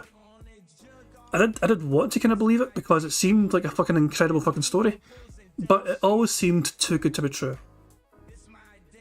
You know what I mean? Now, not every story is going to ever get fully debunked, especially because, like I said, for me to do that, I'd have to put myself at personal risk to do so, which I'm not going to do. So, how can you believe that story, then have it debunked and say, okay, but now I believe every other story anyway? But you already learned your lesson, did you not? No, we learned nothing. We just keep falling for it every time. Then I can't help you. The detractors debunked the escort story, so the Phil had nothing to do with debunking the escort saga crap. He had absolutely nothing to do with it. He just buried his head in the fucking sand and hoped it would fucking go away. And it was detractors who fucking debunked the escort crap. Those same detractors also fucking found evidence of Phil's financial spending in the banks. You know, the bank leak's not shit, and it's because I'm sick and tired of him trying to fucking bullshit his way out of explaining why he's not guilty of anything ever. Apparently, cause the detractors were wrong once, we're wrong all the fucking time. Aye, great logic, Phil. That's very great black and white logic, Phil. That's like us fucking saying because you fucking masturbated on stream once, you do it every single fucking stream. Every single stream before Phil goes live, he jerks off furiously because he done it one time. How fair is that for us to say? It's not very fair, is it? It's not very fair for us detractors to say that about Phil Burnell. But because he went and jerked it furiously on stream one time before going live properly, and he left the camera on, showing himself doing that, then yes, imagine how unfair it would be if we just say does it every single fucking stream before going live. It'd be a very unfair thing for us to say, but the fact of the matter is, because Phil did it once, and he was guilty of doing it once, then we might as well just fucking assume he does it all the fucking time. See how unfair that is, Phil? We're using your logic against you here, and it's not very fair, is it? You know what I'm saying? That's how these people are. So I'm happy that there are people who look at this stuff and say, okay, but now let me really analyze it. So there's no evidence, but this is a coincidence. This is a maybe, but not proven. And when you take this giant web of shit that's been all over Kiwi farms for years and you put it together, you form a narrative. Amazing, right? Anyway, there you go. Let's continue. Thank you very much, Chocoboco, for this first tip of the day. By the way, there you go. Thank you very much. Let's see here.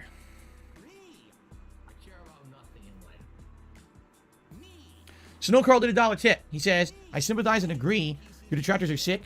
Do you think it might incentivize trolls by admitting that you get hurt by any kind of previous events? Here's the thing. I mean, here's the thing about that. You guys know I'm being hurt. Publicly, you see it. You know what I'm saying? Like, every time that these idiots hurt my livelihood or whatever, that's not just hurting me. That's hurting my whole family. You know? Like, people like to laugh at it and be like, ha ha ha, we hurt Phil today. It's like, yeah, ha ha ha, but I have a wife and a cat and, you know, I'm trying to take care of a family unit here. And every time that you do something nasty to me, it's not just, oh, you stuck it to Phil, you stuck it to everyone in this household. You know, wow, that's really nice of you, right? That's really, really thought about that. The thing is, if I say absolutely nothing, right? You know, I don't know. I mean, it's like, if I just say absolutely positively nothing, I don't think I'm ever going to get any kind of help. And that's the problem. Like, when I have these horrible things happen, that in a lot of ways affect my livelihood, I need people to know about it, know how horrible it can be. I want to give people a cautionary tale about what they say and do on the internet because, man, look how my life's turned out with this shit. But also, yeah, sometimes I just need direct support from my viewing audience to get through a week. And if I don't tell you about what's going on, how would you even know what's going on to help, right? So, yeah, I will agree with Snow Carl here. It's a double-edged sword. That's exactly what she's talking about. Any of this on the internet is a double-edged sword.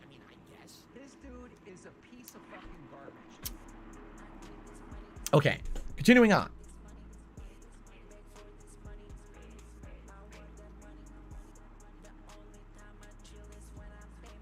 Snow Carl did another $1 tip in the paraphrase. He says, do you feel that asking for people to come to you for the interview is just going to make trolls come? Well, no, I already tell you. I can already tell you right now that's not the case. Yes, of course the trolls all came. Of course. And of course you got Review Tech, you got Keemstar. You got people who I'm literally not going to be, you know, responding to or taking, you know, their you know what I'm saying? I'm not going to do that. That's dumb if I did that. But at the same time, I am starting to get some, you know, other kind of neutral view style offers, and that's what I was looking for, and that's a good thing. So, okay. Miko did a $2 tip and said, I'm going to use you as background noise while I write my thesis. Hope you don't mind. A million people use me as background noise doing stuff. That's perfectly fine.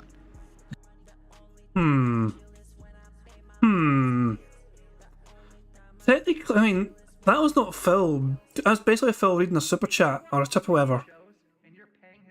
I don't know. Should that be included?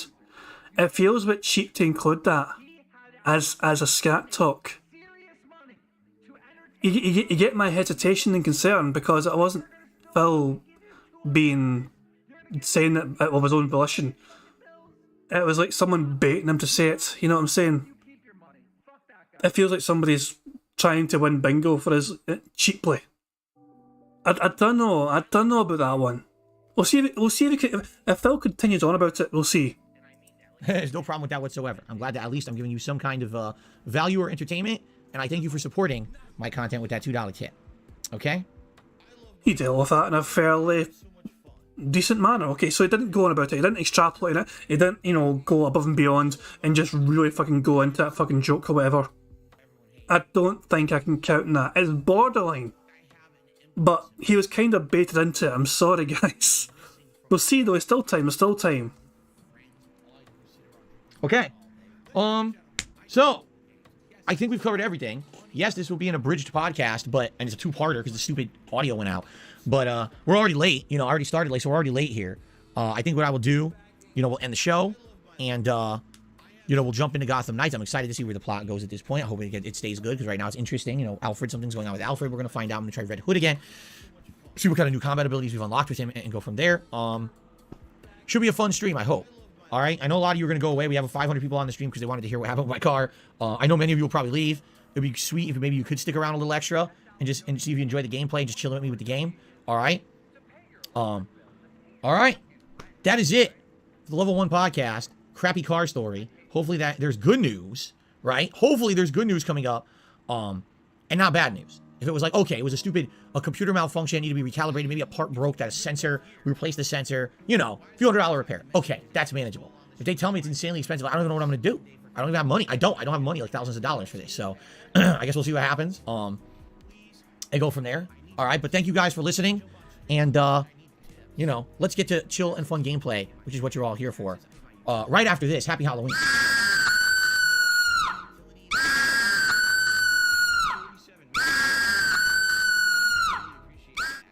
Okay, so switch over here.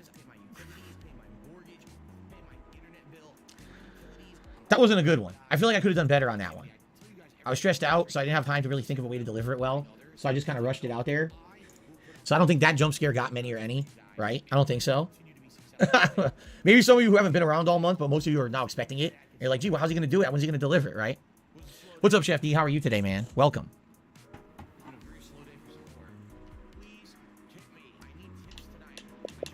Okay, so we're going to get set up. Oh, crap. We're going to get set up. All right, I do have to use the restroom quickly. I should have used the restroom before I did the podcast, and I forgot to. So give me a second. It's not going to be long. It's going to be like a minute or two. All right, I'm going to use the restroom, and there you go. I'll be right back. All right, guys? Thanks. I'm just going to mute the mic. I'll be right back. So guys, looks like we're heading towards the tail end of the stream. We still have time because Phil's not going to also begin gameplay immediately. He will do some more talking. He might actually end up pointing down the way still. I've got an eye on the full screen. I'll just fast forward until Phil gets back. But he might do some random scat talk, he might do pointed text. I will keep a close eye on it. I'm amazed I didn't mention memberships. I really am amazed. I thought I would have fucking pointed out the fact that because they went under 1,000 and the record of what they had was 1,036 or something, that he would have fucking pointed saying, guys, it'd be great to try and get back up to as close to 1,000 as possible. I thought he would have really done that. But no, he didn't seem to do it. He didn't seem to want to try and do it. Come on, Phil, hurry up. Where are you? Come on. Yeah, okay, he's back. The clown is back. All right, guys, I'm back. I like some people are like, oh, he fell into the toilet. No, I went to go see my wife. You know, I want to see how she's doing, considering the fact that now she's stuck at home on a day when she was supposed to be working, making money, which she was counting on, and now she can't work. You know, wanted to see how she's doing. She's doing all right. She's trying to relax downstairs and trying not to be upset. You know, playing some Disney Dreamlight Valley or whatever. What are you gonna do? Make the best of the day. You know. All right. So, I'd like to remind everyone once more that her work is apparently, if it's genuine, if she does actually work in IKEA in Renton, it's a 10-minute drive. She could have gotten a taxi or something. She could have gotten an Uber. She could have even fucking walked it. She might have been a bit late, but she could have fucking walked it. Why is it impossible for these fucking people to put one foot in front of another for a prolonged period of fucking time? Tears. I don't care about spoilers. I'm happy about that. I'm happy to have you. I'm sorry if I spoiled the whole game for you though, because it sounds like we're right at the same part, right? From what you said last night. So I see the dollar tip. This dollar tip. This is the white 672. You have to say it that way? Like you're an idiot. Okay, no, you're not the white 672, first of all. That's number one, all right? You're not. He says, Rakita Law. I don't know how to pronounce this guy's name. Can someone tell me how to pronounce his name, please? I'm tired of saying it wrong and sounding like an idiot. Because I know every time I say it wrong, if he hears it, he probably cringes and like, what's wrong with Phil? I've literally never heard Nick's last name pronounced. So I don't know how to pronounce it. How do you pronounce his last name? It's Rakita? Wow. That is completely different from how I thought it was. Rakita. Rakita Law. Wow. Okay. Thank you for telling me. I had no idea it's Rakita. All right. So, Rakita Law says he'd be happy to host you and let you clear the air. It would be great if he could officially email me the offer, because I would like to actually have it in writing to know that it's really him. Because the thing is, all I know is you guys are saying these things. It doesn't mean it's true. People could be full of crap, right? This could all be hearsay. I'd rather hear directly Fuck you, chat. I don't believe a thing you fucking say. What the fuck? from them. Like I said, I've got direct offers right now from certain people, and I know that they're real. If I don't hear directly from them, then I don't know shit. You know what I'm saying? And again, did you see an open tweet? No, I did not see an open tweet. I don't read open tweets. I don't. I need to be contacted by these people. Did you see this person said this person said that? That's hearsay. I need them to contact me. Then we will talk about specifics. Okay? Okay. What is this? I received a $20 tip, okay, from... Oh my god, dude, this is like 14 paragraphs. What are you doing? There's no way I'm answering this right now.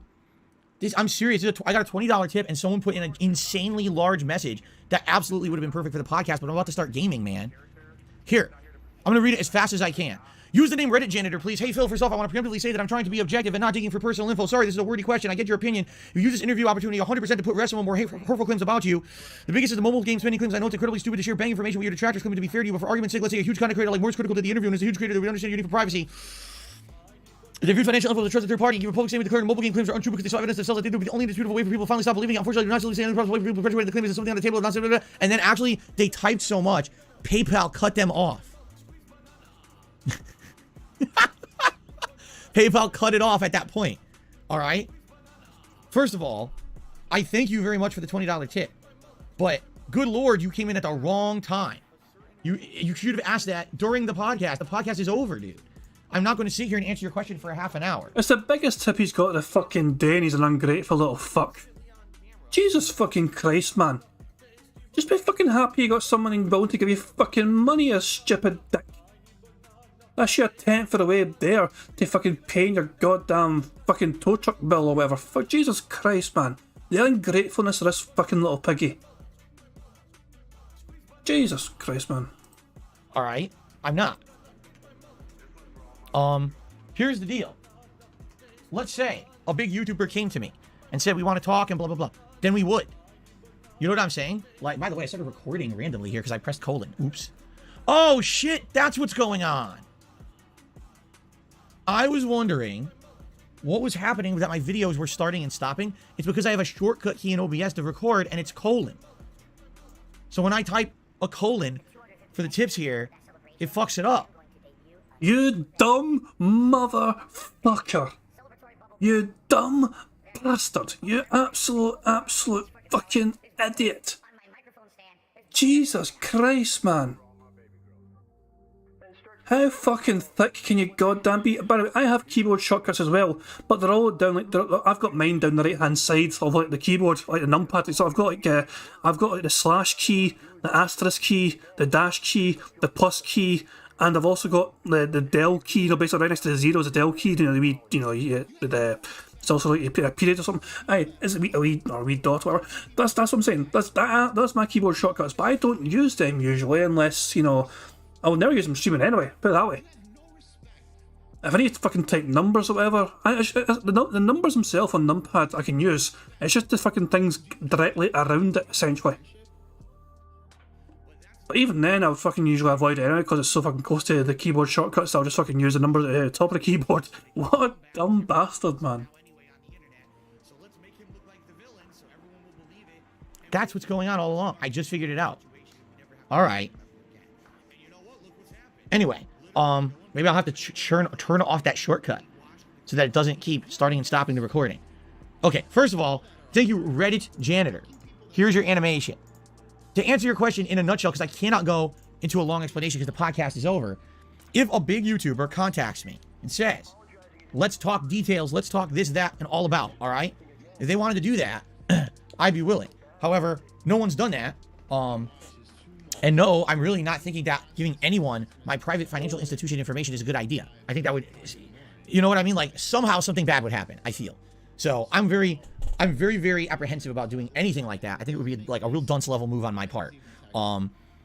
But again, it would have to be a specific conversation with a specific person offering something. You know what I'm saying? Like right now I'm getting very generic offers. Hey, I'd like to interview you. Okay.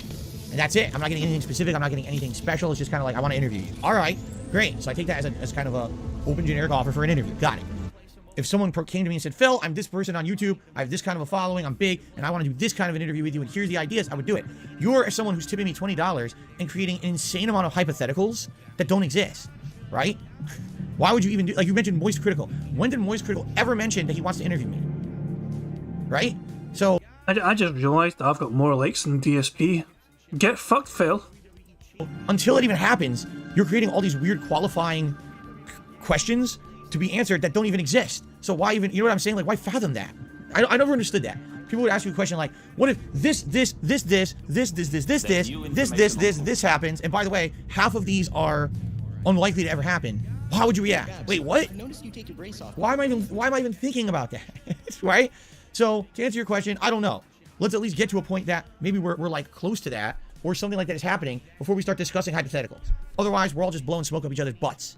Okay? Thank you for the $20 tip. I appreciate that. It's gonna help a lot. Okay. Do you need us to modify your suit? All right, here we are, guys. I actually Gotham. built in some bracing mods myself. Oh, wow. That's so cool. At this stage, my physio Gail doesn't want me wearing the brace 24/7, but she doesn't, Know what you do for a living? exactly. So I incorporated some of my own assistive tech. Are they done? Because a couple of weird things are happening. First of all, they're having this weird conversation as if it's like a casual day.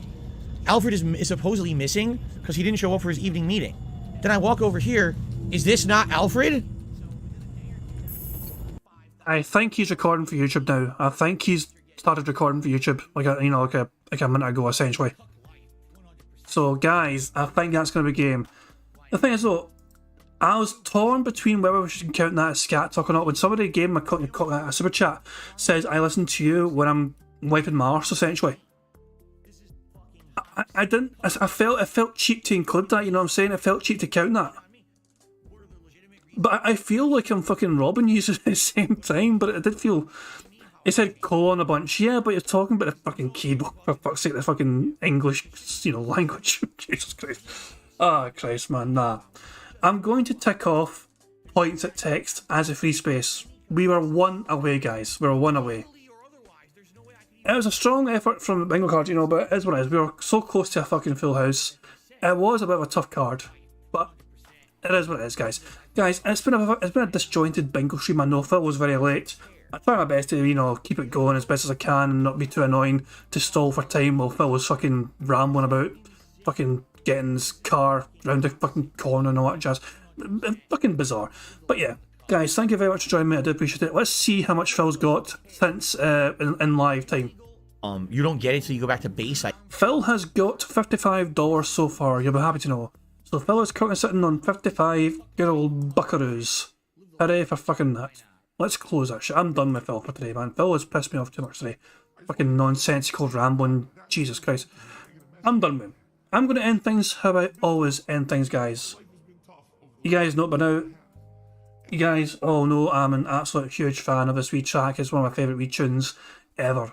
This is Pixar Animation's Notorious P.I.G. contributions. One of my favourite detractor tunes of all time. But guys, thank you very much for joining me for DSP Bingo. I do appreciate it. Thank you very much for tipping me, super chatting, and everything else, guys. You guys are fucking great with support. I really do hope we get a full house soon so I can give back to you guys a prize, because you guys are so supportive and all the efforts you do, guys. It's really going crazy. I'll be back tomorrow for some more DSP Bingo. If you wish to join me for that, you're more than welcome to join me. Hopefully we'll get somebody to win, so we'll get a full house tomorrow and somebody can win some money off me. That'd be great. Because I do want to, it's been a wee while since I, had it with a winner, It's been at least a few weeks, since Johnny Chase last one, So we're due another win, I feel, So it'd be good to end, before Halloween, it'd be good to get another winner That's all I'm going to say about that. But guys, enjoy the rest of your Monday, how you wish to spend it, and I'll catch you guys tomorrow for some more DSP Bingo. Until then, enjoy the rest of your Monday. Have a good night. Peace out. On September 14th, a pre-authorized payment of $16.51 from PayPal.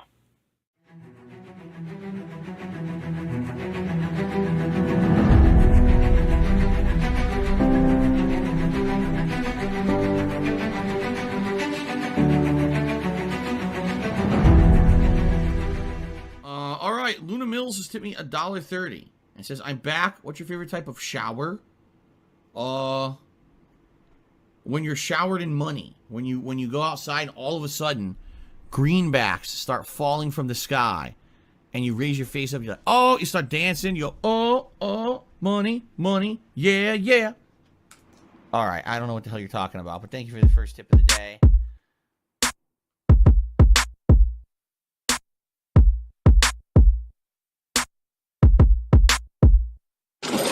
Money, money, yeah, yeah. Money, money, oh, money, money, yeah, yeah. Money, money, money, money, yeah, yeah. Money, money, oh, money, money, yeah, yeah. These contributions are mandatory. Money, money, yeah, yeah. Money, money, oh, money, money, yeah, yeah. Money, money, money, money, yeah, yeah.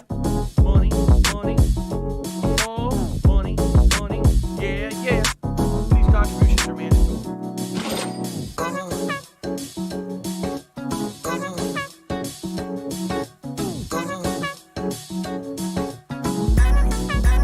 Show me the money.